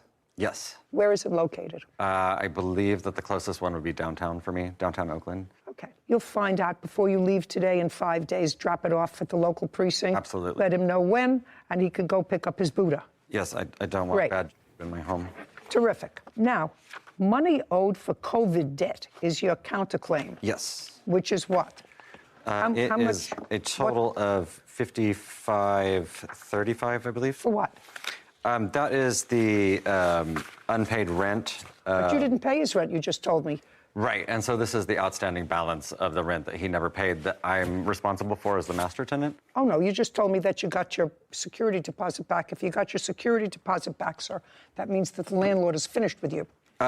According to the law... Not according to the law. If you got your security deposit back, the entire security deposit, the landlord has written it off, because otherwise he would have taken your security deposit if you owed him or her money. Do you understand what I'm saying? It's very simple. I understand what you're saying. It's very simple. I wish I could explain that to them in your... Well... in your manner. I want to tell you something. I've been here a long time. If a landlord is owed $5,000, yes, he doesn't say, well, tenant owes me $5,000, but his apartment was clean. I'm going to give him back his $2,000 security deposit. That doesn't happen. So only in the land of Oz does that happen. They might live there. Not in... No, they might live there, but I don't live there. Okay. You owe him $1,250 for security deposit. This case is over. Your counterclaim's dismissed. We're done. Court is adjourned. Thank you very much. I would just like to bring Goodbye. Well, I was a little upset. He's being a drama queen. The clause in the lease was to prevent people from basically taking advantage of the fact that they've been living in a place for a long time and gouging rent for new tenants. He said I was price gouging him because he was enough to pay more rent than he might have if he had done some more research. They were trying to make it equal, and every place that I've lived in, there was always an equitable share of the rent. Like, no one was ever gouging anybody, so I felt that I was unjustly charged. Well, I can't say it wasn't very satisfying to hear the judge call his claims ridiculous to his face. Basically, he was leaving the front door open, making it so my dog could escape easily. He was filling the house up with smoke. We both burned sage. He was basically trying to get me riled up. He wanted me to move. While I am disappointed that I won't be able to recover some of his COVID debt. Basically, the moment that he was, it was inconvenient for me to be there, he tried to make my life miserable. I'm glad that I will never have to see him again, and this is done. I'm not living with roommates ever again. I've got my dog, and we're cool. He was a nightmare, and I never have to see him again. You know, far be it from me to second guess another judge, but it would seem to me sort of outrageous unless there was some sort of a physical altercation. Why anyone, because he clearly was excluded from his house. He left first, and he said, involuntarily. Would anybody exclude the original tenant? The original When I read the papers, I thought the same thing. I thought that was outrageous, that they would throw out the primary leaseholder on a lease in favor of his subtenant, which may or may not have been legal to begin with. I can understand it if there was something more serious, but harassment, I just don't understand it. But mine is not to wonder why. Mine is but to do what I do. And I don't think that when you come into a court where you have at least participated marginally in a giveaway, to then come in and say, you know what, there's a technical thing. He wasn't supposed to charge me this much rent because I didn't occupy this much of the apartment, whatever. Ridiculous when you didn't pay rent for 7 months anyway. Dog walker Danielle Lancaster for damages resulting from a dog attack. Court come to order. All rise.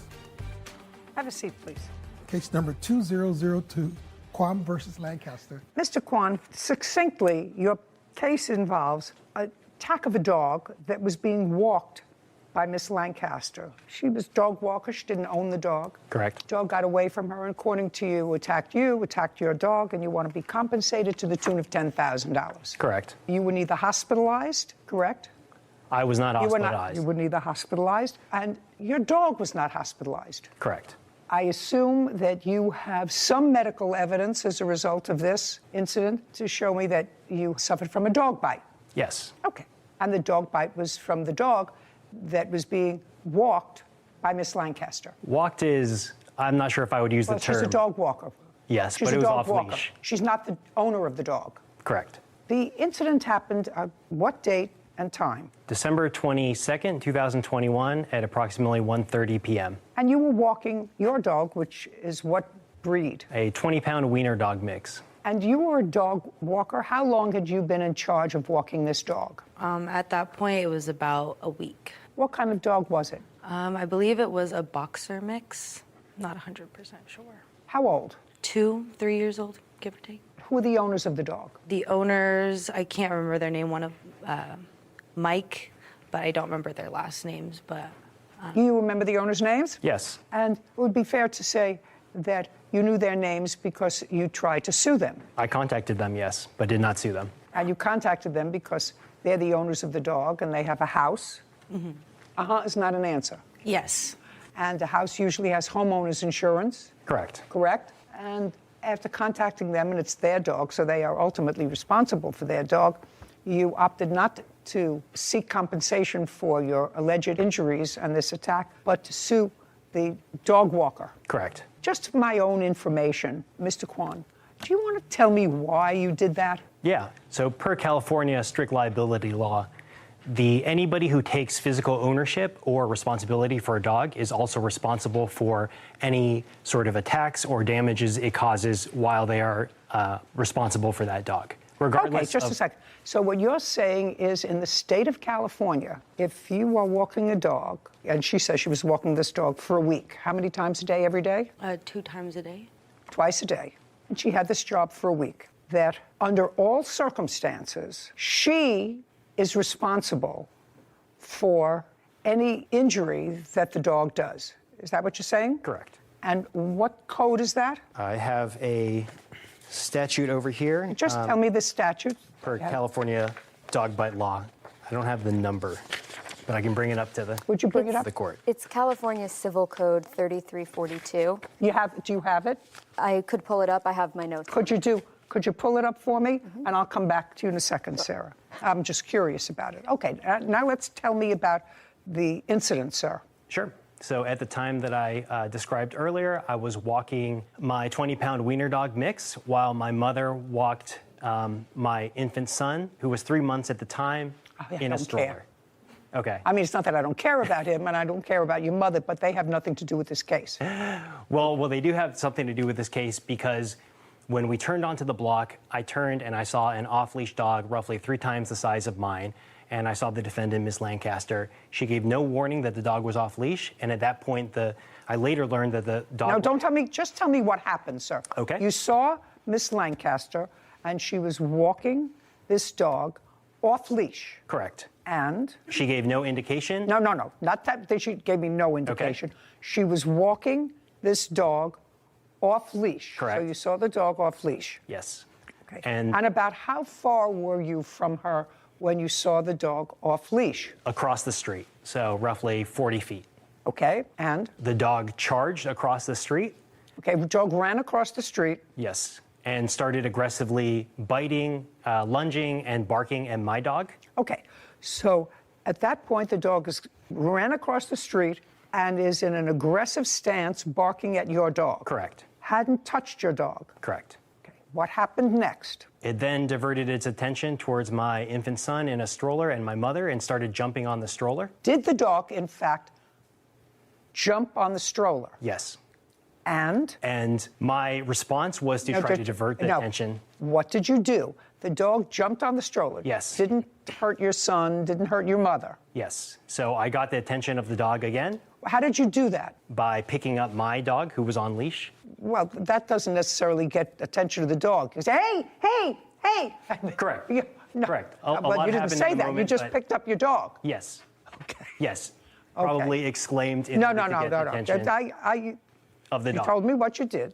You picked up your dog and? And started running across the street. Started running across the street in the direction of where the dog had come from? Correct. And at that time, the dog was on the other side of the street. Yes. So let me understand this. You pick up your dog. Your mother is standing behind you in the stroller with your son. You leave your mother, your son on one side of the street, and you grab your wiener dog mix and run across the street. Correct. This was after I got the attention of the dog, by the way. Okay. So now you got the attention of the dog. Yes. Ran across the street, so you were trying to divert the dog's attention, and the dog followed you. Yes, it chased me. Good. And you were running in her direction? No.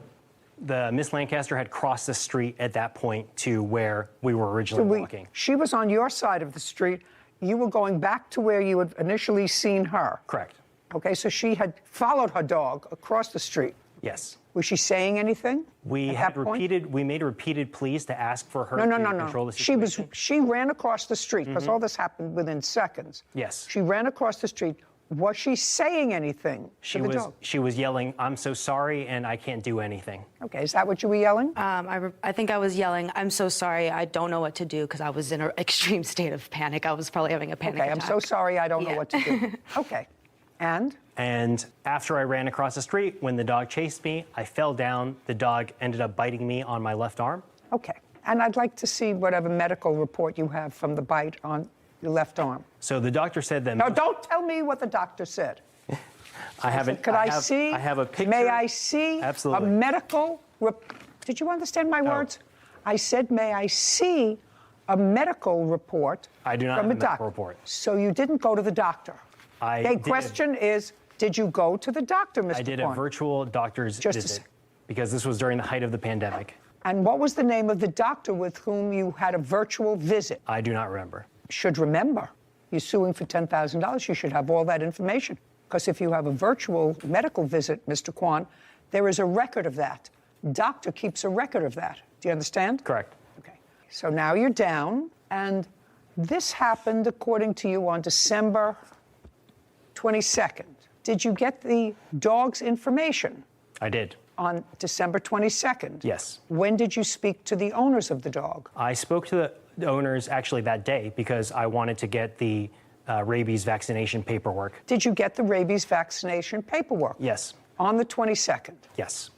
Now I'll see your photograph, sir. I have that statute whenever you're ready. I got it. Timing is everything.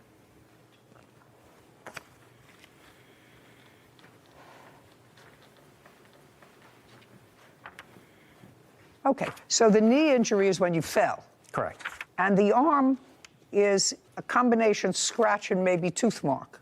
Yes, there are tooth marks on there, but not punctured. I don't know. This long thing is not a tooth mark. So just one other question, Mr. Kwan. When you told the owners about this on the 22nd, when was the next time you contacted them? First, you wanted to find out whether or not the dog had received rabies shots. You were satisfied that it did, that you didn't have to see a doctor other than a virtual visit with a doctor whose name you don't remember.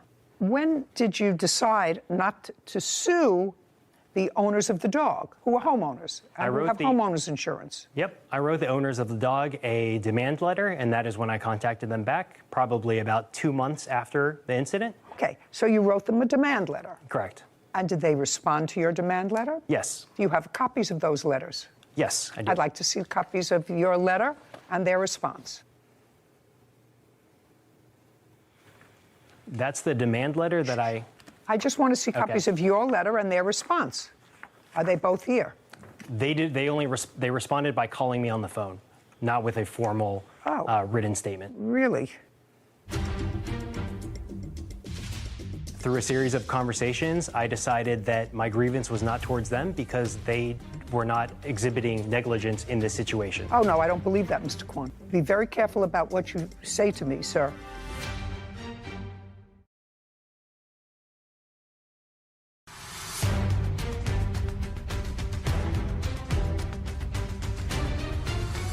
Derek Kwan claims dog walker Danielle Lancaster owes for injuries resulting from a dog attack. Okay. Well, you say the dog's a pit bull. The dog was a pit bull? I believe so. Dog a pit bull? I asked after the incident. I did ask as well if it was a pit bull. They said no, it's a boxer mix. You have a video of the incident. You have a video. Somebody has a video. Yeah. Correct. Someone's Ring camera. Okay. I'm going to allow you to tell me what the owner said in the conversation that they had with you.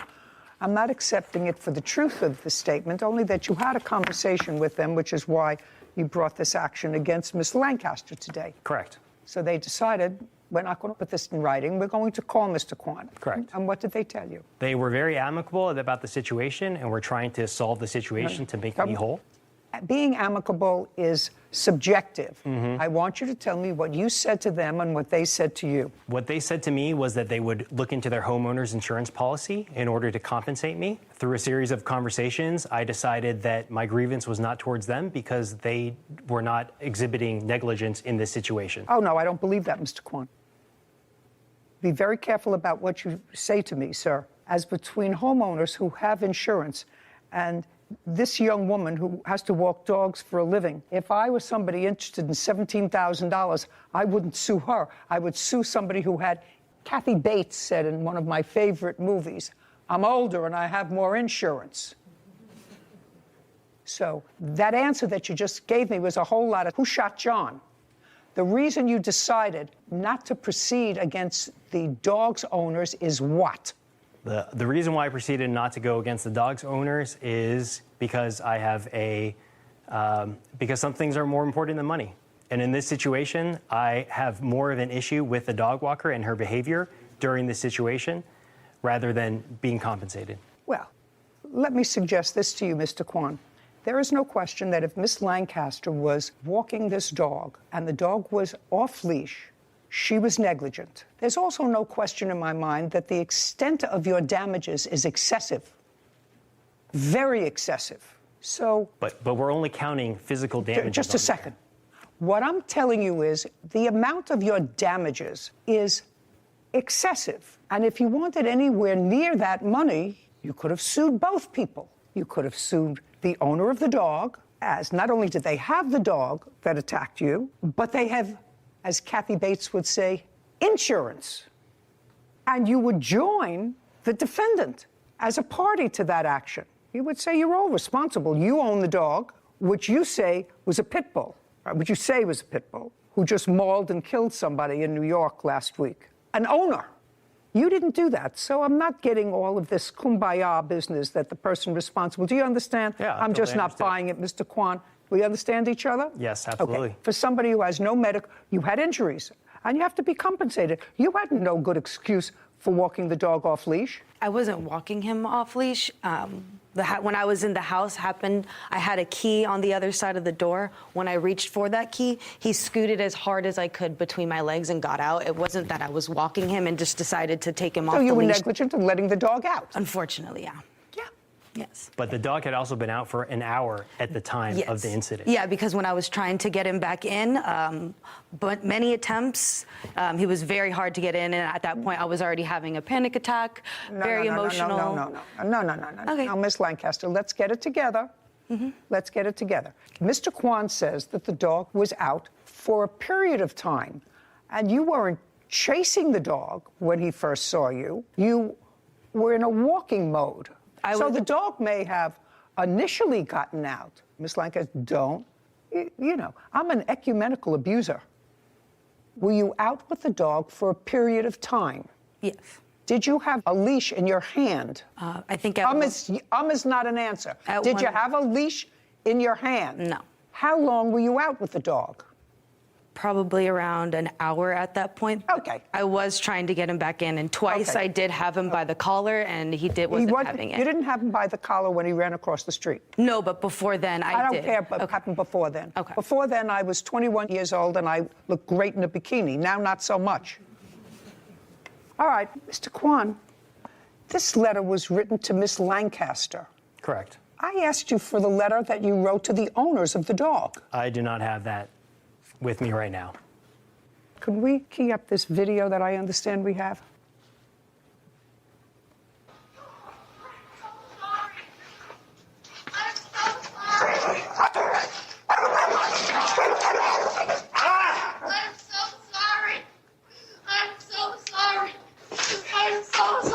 You can see my mother and infant son fleeing. I am so sorry. Call the person out. He bit me. I know I will, because he bit me too. I know. Just grab him by the neck. I can't. He bit me twice on my hand already. I don't know what to do. It's been an hour. I seriously don't know what to do. He bit me twice already. And I tried to get him on the leash, and he bit me twice. I don't know what to do. I am so sorry. I am so sorry. Can I see the beginning of that and see if you can freeze frame on the dog, please? By the way, you do have a leash in your hand. Yeah, I just realized. Yeah, I do have the leash actually. So I'm going to walk over to the monitor.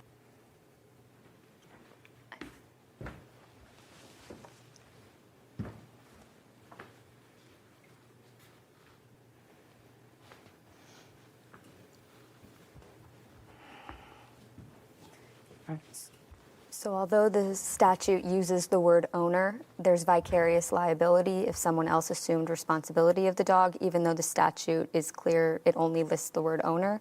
But in California, they could be held liable through vicarious liability, a walker. A walker. That assumed responsibility for the animal. Okay.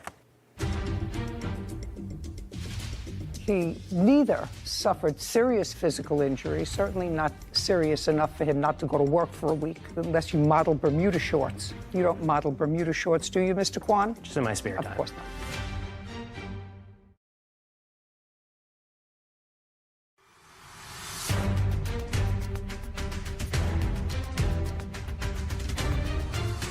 Derek Kwan says dog walker Danielle Lancaster owes for damages after he was attacked by the dog Danielle was walking. Okay, so, Miss Lancaster, it does appear to me that you were sort of overwhelmed by this dog. Yes. But very much. Bottom line is that Mr. Kwan was injured and frightened, not seriously injured, but seriously enough that if it were me, I would be furious as a result of your negligence. And he neither suffered serious physical injury, certainly not serious enough for him not to go to work for a week. I don't know what kind of work you do, but not serious enough unless you, I don't know, unless you model Bermuda shorts. You don't model Bermuda shorts, do you, Mr. Kwan? Just in my spare time. Of course not. And you had no medical bills because you didn't see a doctor. But you were attacked. And I actually don't know why you didn't sue the owners of this dog, which looks scarcely like any boxer I've ever seen. And it is possible in California that certain dogs are not insurable. I don't know the answer to that question. It will not insure you in a homeowner's policy if you have a certain kind of dog. Are you familiar with that, sir? Yes. What are you familiar with? You're very familiar with statutes. So what is the law in California with regard to insurance? Can you be denied insurance or have to pay an excess premium if you have a dog that is either a pit bull or a pit bull mix? I believe so. You believe so. And would it be a fair statement, sir, that their homeowners either covered their dog or didn't? They were looking into it, and they had renter's insurance that I believe covered it. That you believe covered it? Oh, very foolish of you not to go against them. Okay. If you accept responsibility for a dog, you're supposed to be smart enough to look at a dog and say, you know what, why would you ask what kind of dog this is? Now, you let the dog out, and the dog was out with you for an hour. Yes, yeah. And during that time, you were walking around the neighborhood, and you had sufficient opportunity. You were walking around the neighborhood. I wouldn't say walking. I was clearly trying to get the dog back in, and twice I did have him by the collar, and that's what I said in the video. I had him by the collar, and then both times he turned to nip at me on my wrist, so which is why I let go, because I didn't want to get bit. I know, you said it. So I was trying to have him follow me, which is what the owners told me to do. I had treats in my hand. So you called the owners? Yes, I did call the... You called the owners, and you told the owners what was going on? Yes, I did. They knew what was going on. I would have sued the owners. Mr. Kwan, I would have absolutely sued the owners, unless they didn't have insurance that covered the dog, which is a problem for them if they had renter's insurance. In any event, Miss Lancaster, you assumed responsibility of this dog, and based upon your own negligence, forget about the dog's breed, forget about these other people. As a result of your negligence, he was injured, and you have to compensate him for that. Judgment for the plaintiff in the amount of $5,000. We're finished. Court is adjourned. I don't think he even got bit. The doctor said that most of my injuries were emotional, but I did receive a bite from the dog onto my arm, but not a puncture wound. I think he just, wanted some extra cash from me because I was probably an easier target. Even though I didn't have any physical injuries, who knows how long my night terrors will last for. I was literally having the whole panic attack, which is why, I had the reaction I did. Yeah, I totally understand that, but the dog was off leash for an hour. She could have called the police or animal control during that time. Don't open the door even in the slightest to a dog. Just wait till, they're away and gone. Mostly my MO is getting back at those that I have grievances against. Let's not even get started with dog breed, because I think the world knows where I live in that street. Mm-hmm. And 10 days ago, a woman who was watching a pit bull for one of her children, 64-year-old woman, her husband came home from work and found the dog eating her in the backyard. Sadly, she died. And there are certain breeds that are more dangerous than others. People have to recognize that. And if you choose to get a dog that is potentially more dangerous, Sarah, and I know that there are pit bull lovers out there and say, mine is the sweetest, mine is the loveliest, but then you have to accept responsibility if there's an issue. And clearly this dog was an issue because I believe this young woman. Mm-hmm. Didn't you believe her? I believed her, and I think that dog walkers should also be cautious of what animals they're choosing to walk, because she could be held vicariously liable. So you might want to stick to 5-pound chihuahuas from now on, maybe. Right. I mean, she was visibly very distressed. Upset. Visibly. And she said on the video, he bit me twice on the hand because she tried to get a hold of him. But she was still out with the dog for an hour. But he was, in fact, injured. Mm-hmm. And whether he went to the hospital or not, that's pretty traumatic. Yeah. I don't think you can level it down to actual damages from a bill, but there's some component of punitive damages as well for the pain and suffering and trauma from an event like that. That's true. But forget falling down and being attacked by a dog. Our family would feel as if you know, you've got a splinter in your hand as a result of somebody's negligence, or a nail that went into your foot as a result of somebody being careless, is very frightening. Anyway, people have to use their noodle, and your noodle is up here. Previously on Judy Justice. He aggressively coaxed you into the chair, is what you're telling me, by complimenting you. I mean, he didn't physically drag you into the store. You walked in by yourself. Right. So you must be very good. She asked for something that would actually help her look more youthful. The medical devices that we actually retail, we demonstrate them on the clients. And then typically clients, when they see a difference, they're like, oh, wow. Listen, you're not selling me, sir. I want to know how the sale came about. And next thing I knew, Eric was practically on top of me. Well, I didn't feel that I was going to be able to leave the store. I've been held against my will before and kidnapped. Who hired you? Wasn't hired. I was in business with him. Okay, well, but it's getting more interesting. I'm sorry. And who leases the store where you are? Don't look up in the air. It's going to get only worse. And now, the conclusion. Linda Bernadeschi is suing salesman Eric West for deceptively selling her skincare products she never wanted. You know, I'm not sure she's entitled to a refund on all the products that she bought. I'm not thoroughly convinced yet that this was a situation where she was held against her will. But I've always been fascinated by these stores that want me to pop in, and they give me a little white plastic thing, and they stand outside, try this product. And, you know, you pass by and you say, no, thank you. I'm not interested. No, you're beautiful. You know, this can take away the wrinkles in your face. I say, I make my money with my wrinkles in my face. Right? And I don't want to take them away. I want them to stay. So that's what it is. So I've always been fascinated as to the business aspect of it. And I digress for a moment because there was some scam company that was all over the internet that said I had created a skin line years ago. Couldn't find them. And they had all kinds of accolades, and it looked like it was sold through major companies online and endorsed. They had pictures all over. It was a scam. And they've done the same thing to numerous other people. And it's all scam. And you can't find them because they're on telephone banks someplace, here and here. And as soon as the federal authorities get to one, they close down one and they go someplace else, sometimes offshore. So we were unable to find them. So all you could do is get on the horn and say to people, I don't own a skincare line. I've never endorsed a skincare line. Don't buy products that say that they're mine. So I've always wanted to know about these guys who stand in front and try to get you into the store with a little packet of freebies. So now it's your joint business? Yes. How much did you put up? I honestly, I can't recall.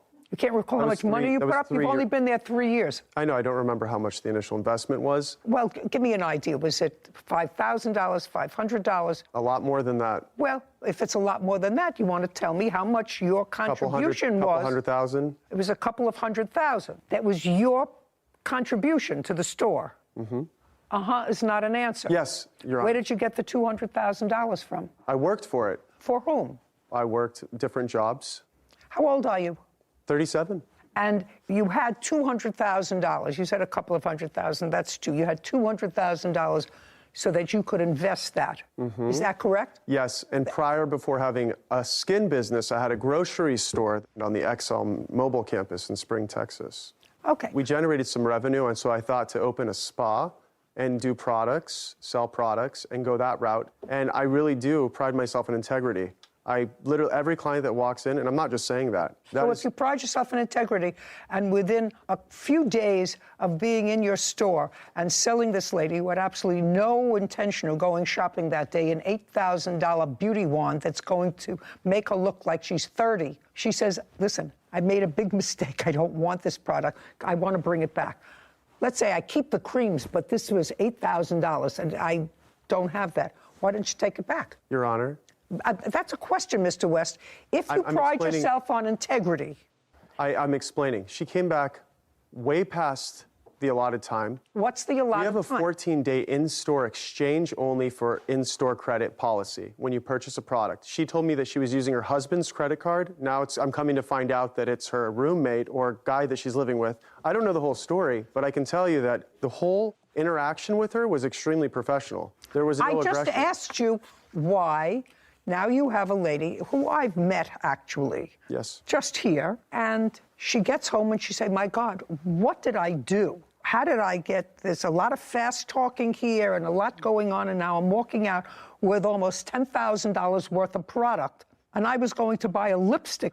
And she says to you, I want to return this wand thing, whatever it is, for $8,000. And if what you're saying is you run a reputable business and you're busy and you've had enough money to put down $200,000 in this business, by the way, you do file taxes every year, don't you? Yeah. When was the last time you filed income tax returns? What year? This year. How much did you earn? $173,000. From this business? From different businesses, but yes. Are you in this location all the time? Yes, typically in that location, yes. When you're typically not in that location, where are you? Florida. Where? Miami. What do you do in Miami? Well, most people do, sit on the beach. Well, how often do you work? Pretty much almost every month. And I take my weekends and I fly and spend 3 days and then work. In Miami? Yeah. You go from California to Miami. Great.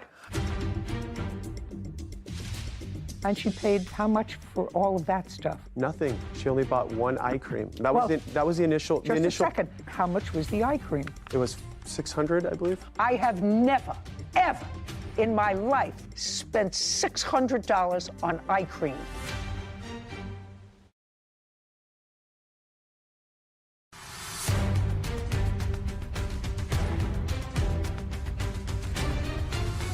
Defendant Eric West claims the plaintiff, Linda Bernadeschi, purchased products with a no-refund policy. Linda felt she could not leave unless she bought the items. So you still haven't answered my question. She comes into you within a relatively short period of time after she purchased all this product. She said, I don't have the money. I have to return this piece of equipment. And you said told... that she... Oh, sorry, I Go apologize. ahead. She said that she found the products cheaper online a week and a half to 2 weeks later. She was upset. Just a second. Did you call and say you found the products cheaper online? Yes, but it wasn't 2 weeks later. How much later? A week at the most. Oh, which products did you find cheaper? The wand. I couldn't find the other products at all. Okay, but you said you found the wand cheaper. Is that what you told him? Yes. Now, you looked for the wand. You had to go on, like Sarah does, on the machine. Right. And look for it. And now I have to assume, Ms. Bernadeschi, I have to assume that if you went online to look at it, you tried it, because that makes sense. I want you to be very careful with your answer and not give me an answer that you think is going to help your case. But if I took the trouble to go online to try to find something, it would mean because I liked the product. So I would have tried it. No. Did you use the wand? No, I have not. It's still in its original packaging. There's no way it could be opened and sealed back up. There's no way. I looked online because I wanted to see how much I got ripped off for. Okay. And when you went online, how much did you find it for? $597, I believe. The same thing? Can I see what you found for $597? Kind of. Do you know what she's talking about? I know that when you go and you buy a Cartier ring from Cartier, you can get it online for a cheaper price. Listen to me, sir. Not what I'm talking about. Okay, sorry. My apologies. Mr. West. I see what she's talking about. It's a very similar looking device listed for $575 from a different store. Yeah. This is the initial one that I showed you for that amount. That's what the defendant handed us a copy of. This, for this price, is the same. I just copied and pasted the name of the machine into Google, and this came up. So it looks a little bit different, but same concept. Would you go back to the other one, please, Sarah, the first one? And I want you to show me the comments that gave it a 5-star rating. 2 reviews. Yeah, there. I just want to look at it. Looks like one from 2019. Okay, let me see the next one, please. And now that I'm reading it, this looks as if it's for a different device. This says electrobionic. So the review that's listed here looks to be for a different device. A different product. Yeah. Okay. Oh, she found it. Okay. She found it for me. Sorry. She found it for me, a different color, whatever. Anyway, so you called him about a week later. Yes. You called him about a week later and said, I found it cheaper. Yes. And what did he say to you? He said, well, I can't give you a refund. He said that would have to be up to corporate, so I'll have to get a hold of them and get back with you. Well, he never did. Taking what you say is true, you called him a week later and said, I found this very expensive product. The other thing were facial creams and potions and lotions, whatever. I'm not so concerned about those. I'm concerned about this $8,000 item. So you called and said to him, with regard to the $8,000 item, I found it cheaper. I don't think I told him that, no. Okay, now let me read the police report.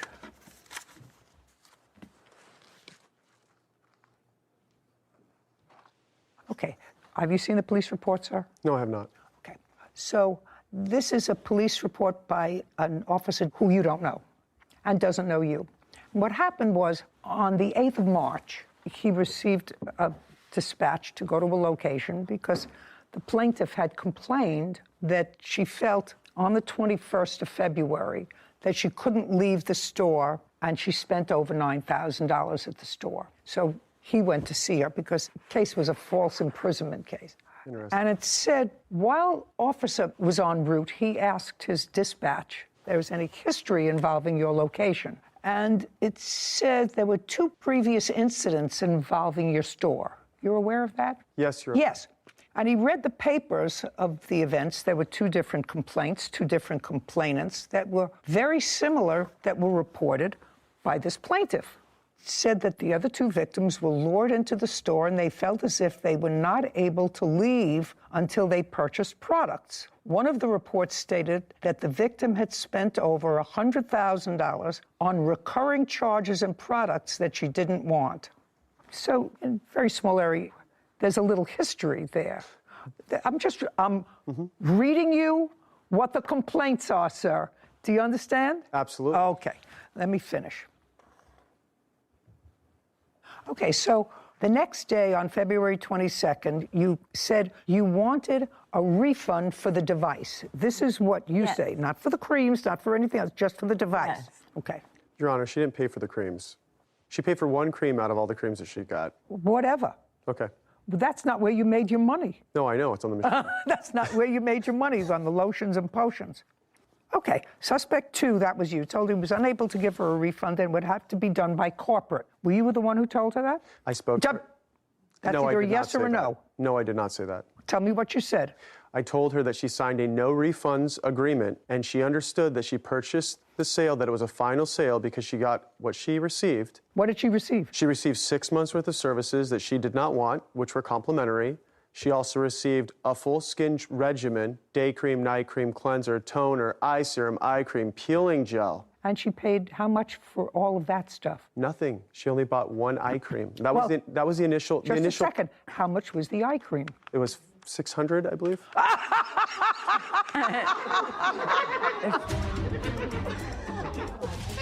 Do you still run that place when you're not sunning in Miami? No, and those are the only. Just a second.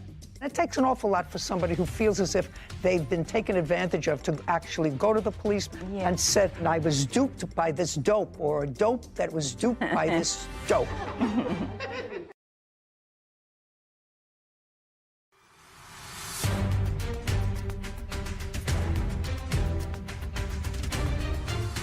Defendant Eric West claims the plaintiff, Linda Bernadeschi, purchased products with a no refund policy. Linda felt she could not leave unless she bought the items. The eye cream was $600. Okay. All right. Mr. West, I'm not going to waste any more time with this case. You're going to get your $8,000 back when Mr. West gets back his sealed wand. Do you understand? Yes. If it's been opened... It hasn't. If it's been opened, it belongs to you. Do you understand? Yes. If it's been opened and it came in a sealed package, it belongs to you. As soon as Mr. West receives, you're still in the same location?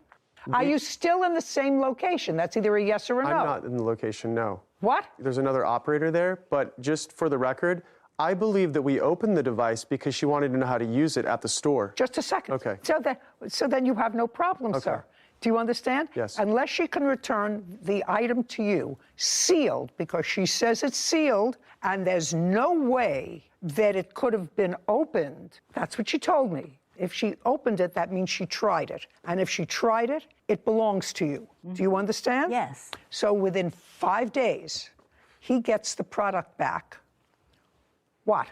I just want to show you this final sale Just a agreement second. that she wrote. I understand what it says, sir. I understand what it says. I also understand that your little company had 2 prior complaints from that location. And it takes an awful lot for somebody who feels as if they've been taken advantage of to actually go to the police. Most people just write it off and said, I was being a real schlemiel and I was duped by this dope, or a dope that was duped by this dope. And just say, Your Honor, I'm going to eat it. What I'm telling you, sir, is I buy an awful lot of junk for my face. That's what old people do. They buy lotions and potions and stuff. I even steal some of hers. And I have plenty of dough. I have never, ever in my life spent $600 on eye cream. Ever. And so if she spent $600 on eye cream, that means she could have bathed in all the other products and you still would have made money.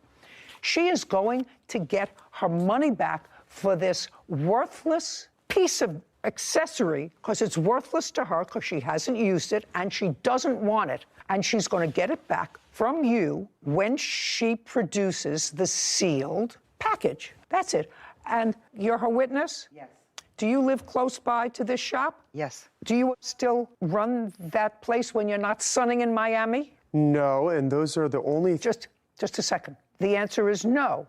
What happened to that business at that location? There's another operator coming in, and our contract ended recently. So there's another company coming in to run it. Sounds like such a Ponzi scheme. The whole thing sounds like such a Ponzi scheme. No, it's called COVID. Judgment for the plaintiff in the amount of $8,000 when she produces the sealed item. Thank you very much. We're done here. This court is adjourned.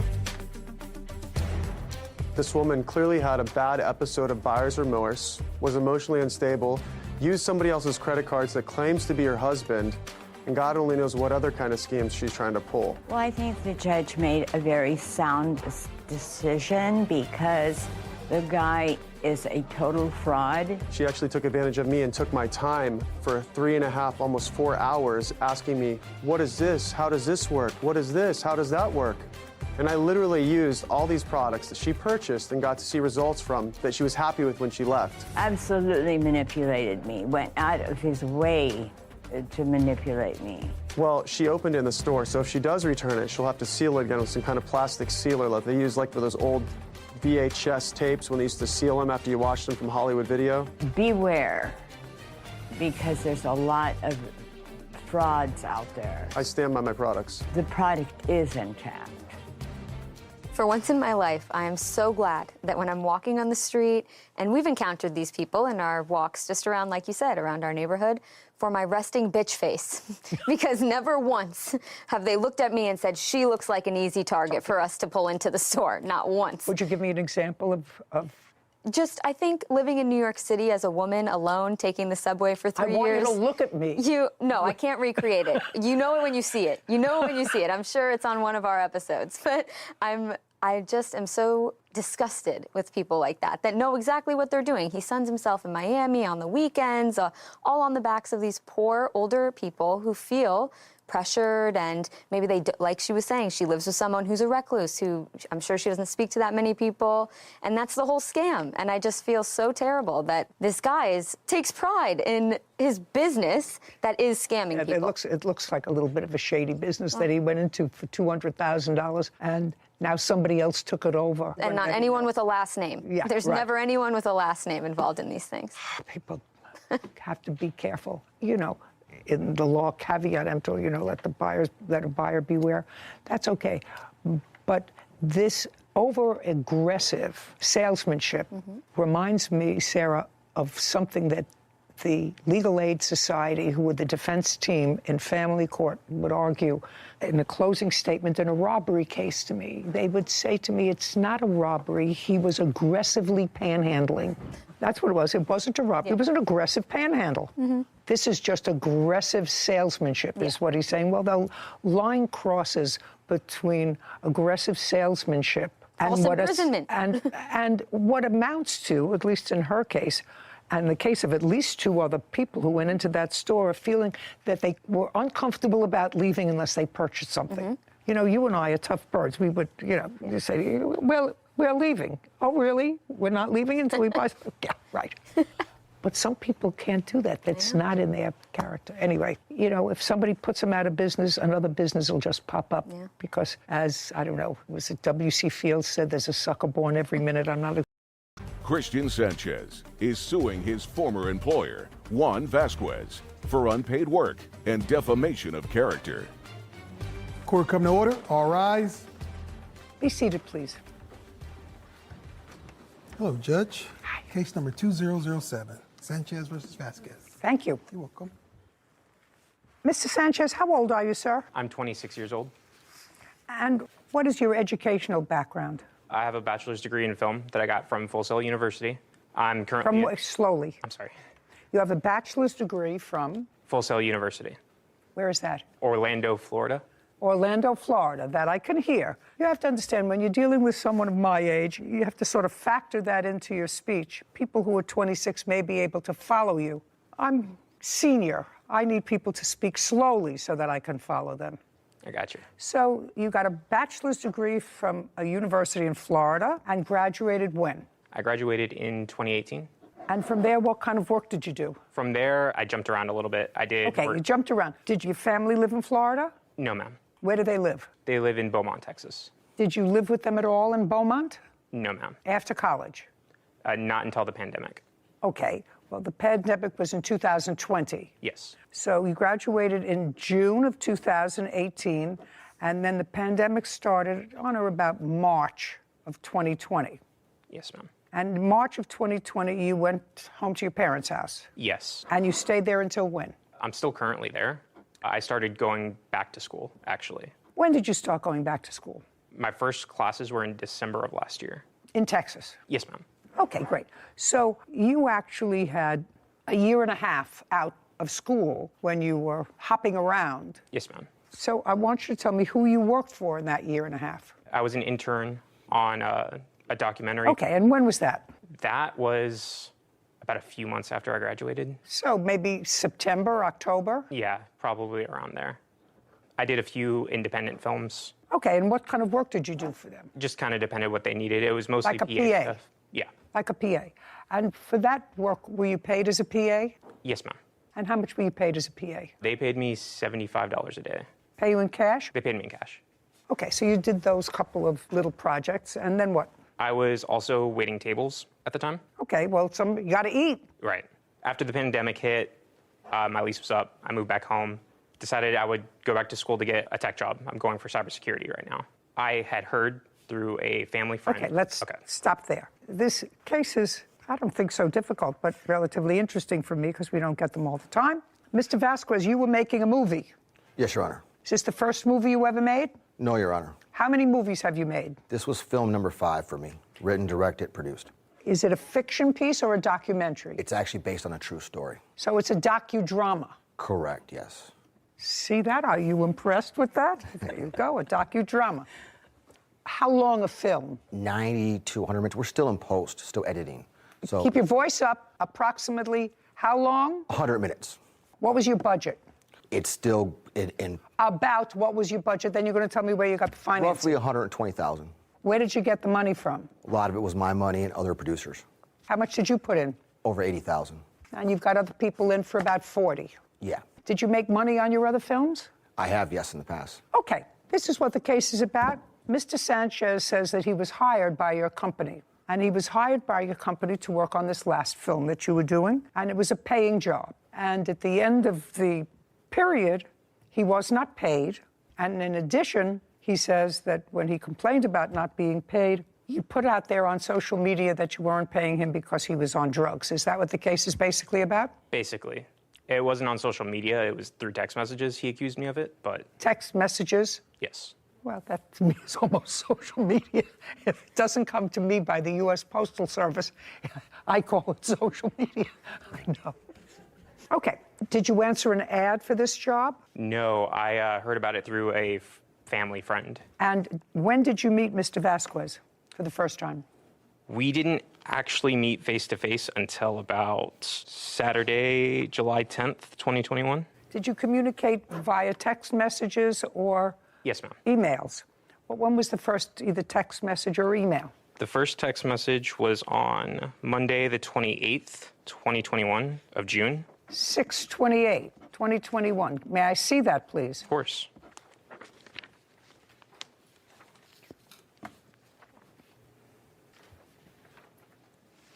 And this one, too.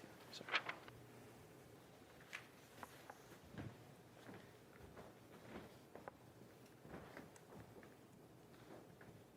Okay. Anything else? Okay. So you first met by email. You say you have one spot available for him as an internship, and then practically immediately thereafter, you say somebody's family is sick in the crew. You have a spot for him as an assistant director. So, Your Honor. I'm reading this. Well, you have to tell me what that means. I need a first AD. Someone's family is sick and they can't do it. Correct. So what is an AD? He's basically going to assist me as a director, everything from... Assistant to the director. Correct. Okay. Yes. I need a first AD. Someone's family is sick. So that's different from an internship. Yes, ma'am. Well, I mean, we do have internships where people don't get paid, and then you have internships where they do get paid. Most people now pay their interns. Okay. And when you met, because clearly the last email that I just read suggests that you were approaching the door and you're 2 minutes away, and then you met the defendant. Tell me about that conversation. The thing that I find most troubling here, actually, for the both of you, is he says that you told him not to tell the rest of the crew that he had COVID because they would freak out.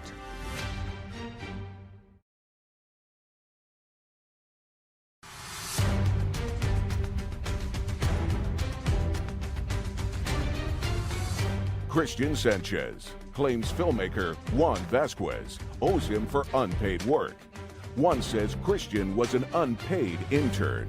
Okay, and when you met, because clearly the last email that I just read suggests that you were approaching the door and you're 2 minutes away, and then you met the defendant. Tell me about that conversation. So we met, we sat down. I kind of told him a little bit about my background, like I told you before. He kind of went over like what he was expecting me to do. Just a second. I want you to tell me what he told you that he wanted you to do. Managing the set, creating schedules, calling extras, making sure that they were there on time. Is that what you told him? Yes, basically assisting me whatever I needed. Okay, that sounds like more than a PA. We didn't ask for PAs. There was no intention for PAs. But what you outlined was clearly more.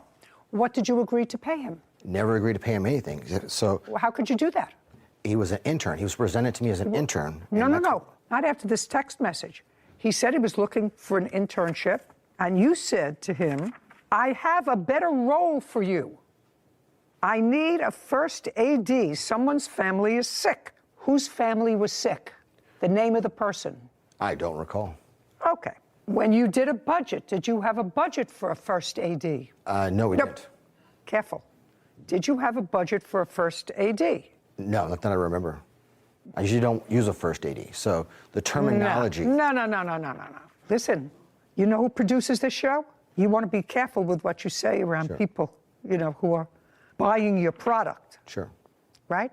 Because you're going to be presenting them with budgets, eventually, hopefully, for you. There's no question that if I got this text from you, Mr. Vasquez, I would say, oh my God, I'm going to get a different job, a better role, because he says I have a much better thing. Somebody who was supposed to do it got sick, they can't do it. That's a much different thing from what you describe as bringing me iced tea and setting up the coffee. That's a different role. What did he tell you he was going to pay you, sir? He told me, verbally, he told me that... Look, careful when you talk to me. At that meeting, that day, what did he tell you he was going to pay you? $150 per day for 14 days. How many days did you actually work on the set? On the set, I worked 14 days. It's a lie. I got COVID on the last 2 days, and he asked me to work from home, and I still scheduled and did all that stuff. I never asked him to work from home. You got COVID the last 2 days, so you were actually there 12 days. Physically there, but I was still working for him. Who knows? How do I know that? I have text. I would like to see the work that you did from home on day 13 and 14. 1,800 for 12 days, not including. Okay. On those specific days, I have it on my phone. Could I pull it up? No, I want to see what you did. If you did work, you sent emails out, you sent scheduling out, and you would probably have to have a conversation with your boss and say, I have COVID, but I'll do whatever I could do from home. I have all of that. I'd like to see it. Yes, ma'am. Your Honor, if I may interject. Yeah. So he shows up to the set sick with COVID, gets everybody sick. I had to call the next day of filming because of that. Are you talking about after he was there for 12 days? Yes, I'm talking about that particular part, but I'm talking about he was there for 12 days. He didn't have COVID for 12 days. we don't know that. Well, who knows that? I don't know if you have COVID. We just got tested, Your Honor. Who knows if you have COVID? Who knows if I have COVID? All I know is I came to work today. I expect to be paid. I wouldn't come to work if I was sick and laying in bed and feeling nauseous and... Your Honor, if you had a remote position, that'd be different. He didn't have a remote position. I'm not talking about his 2 days. He was there 12 days. He did it throughout the course of the project. He was never on time. I don't care if he was never on time. If he was never on time, sir, then you fire him. There was days he was not on set. Listen to me. Okay. If he was never on time, then you tell him don't come back after the second day. But if you let him come for 12 days and do whatever he does, I mean, you know, Mr. Vasquez, I'm going to make this as painless for you as possible. There are some employees that I have had over the years that were terrific. Some not so terrific, some terrible. The terrible ones, who were really terrible, who I would have liked to have fired, period, I couldn't do it because of human resources. Sure. They have a whole protocol, volumes, like an Encyclopedia Britannica, what you have to go through to fire somebody who's not doing their job. Right. But you have to pay him until you can fire him. If you have him come to work, even if he's doing a terrible job, you still have to pay him. Now, if he goes home because he's sick and you're not giving him sick leave and you don't agree for him to work remotely, that's on him. Does that sound fair to you? Yeah, absolutely. I'm so glad. Unless, of course, you agree to have him work remotely, then you have to pay him for 14 days. Right. It starts right there, Your Honor, and then the next 2 days follow it.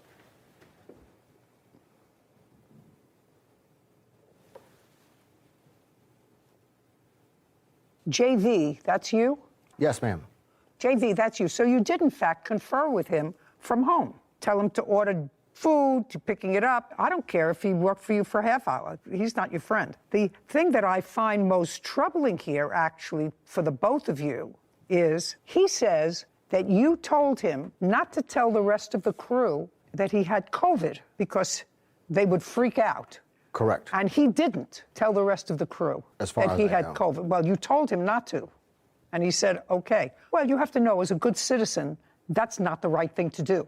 You do understand that. And, you know, by not having him on the set, we thought that was proper protocol. No, you're supposed to notify people who you came into close contact with. You know, I remember they had this whole contact tracing. I know people call all the time the and say, reality you know, is, Your we Honor, were out everybody together that was a month on ago. the set. What? The reality is, everybody that was on the set, we did discuss the fact that he had COVID, so people knew that. I don't care whether people knew that. It says here, I won't say anything to the rest of the crew, like you said. Yeah, because I I didn't want understand to that you create don't want everyone to freak out. I just find that troubling. In any event, it's just he like clearly... yelling bomb in an airport. You know, that would create a bigger hysteria. Well, that's what COVID is. COVID is a bomb in an airport. We conveyed to everybody on the set what was going on. The reality is, this man was presented as an intern, never said paid internship. Once he got on the set, he tried to strong-arm us, then demanded the money once he had all the information on the set. We didn't hire him. We didn't post a job for him. We made a job for him because a producer called me up. This is when nepotism goes bad. This kid couldn't even order pizza, Your Honor. He spent $300 at Domino's. Who spends $300 at Domino's? Mr. Vasquez, then you fire him. I should have Do fired you him. understand? I should have fired him. Then your recourse is to fire him. And you're a little company that doesn't have a HR department. Say, you know what, what's your first name? Christian. Christian, you're a nice guy, but it's not working out here. We're going to pay you for 3 days because that's what you were here. Don't come back. I'm going to get somebody else. And we should have done that, Your Honor. But that's what you should have done. Yes. But that's not what you did. You continued to use whatever limited services he provided, even when he was home with COVID. Yes. Even when he went home with COVID, you continued to ask him to do things for your company and for the film, and that you can't do without compensating him. You gave him a job, and if he didn't work out, say, what was the name of that woman from that show that says you're fired or something? The weakest link. Weakest link, that was the lady. She was terrific. Well, anyway, you say you're fired. That's easy.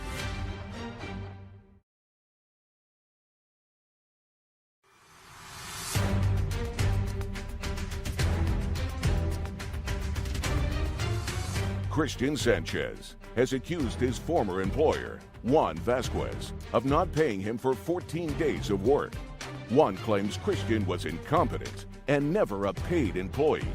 Okay, even when he went home with COVID, you continued to ask him to do things for your company and for the film, and that you can't do without compensating him.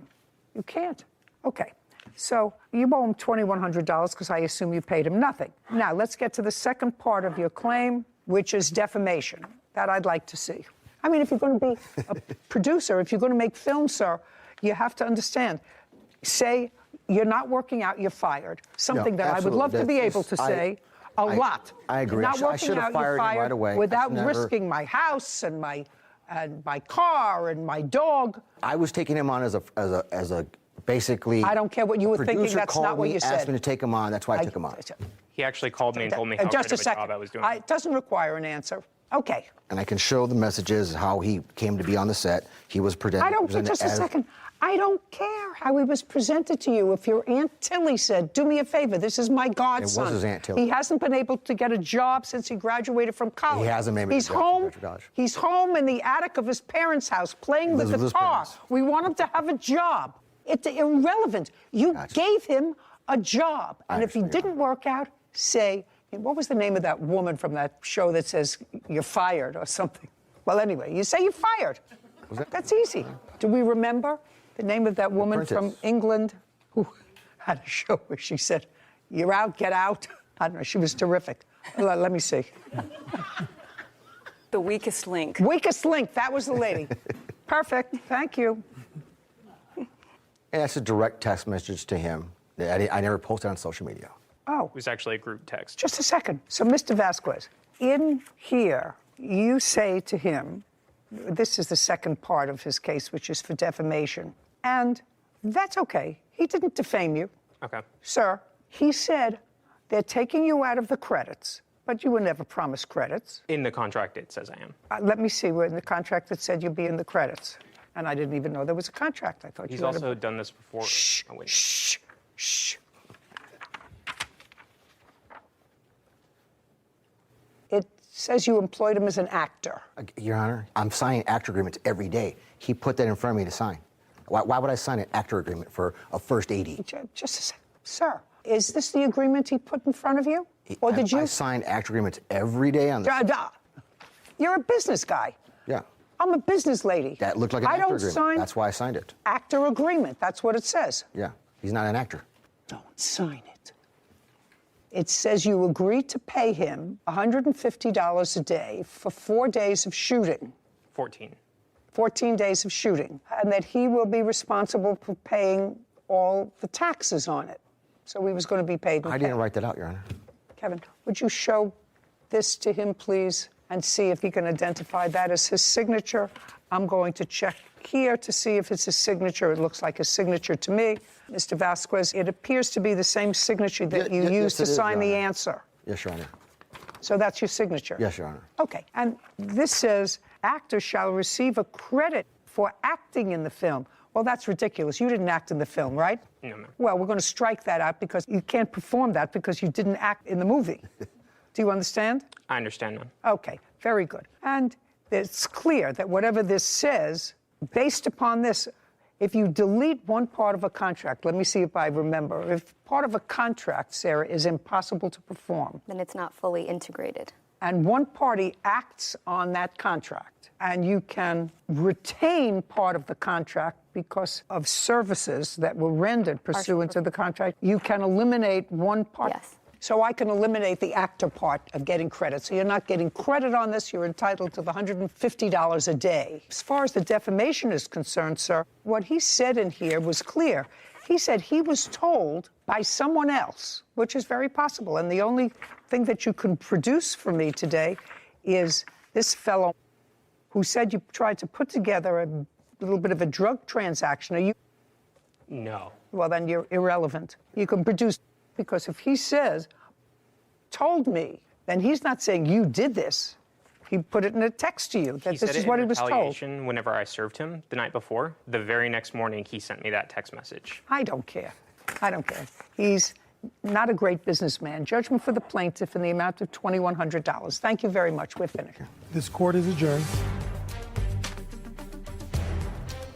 I thought she was very fair. I'm really, really happy with how the judgment came out. He was an intern. Interns aren't paid. It never said paid internship. He tried to avoid signing a contract at first. The reality is, with a budget, we would love to pay the kid, but he cost us more money than he was actually worth. He lies constantly. Nothing's ever his fault. He always makes up a new scenario in which he's the victim. He couldn't even order pizza. I mean, who spends $300 at Domino's? Handed me the actor's agreement, told me to sign it. No more nepotism. If I don't know him, I've embedded him. I don't want them on the project. A little bit weird, but it had everything. And this kid is going to go be a cybersecurity guy. Always save your receipts, dude.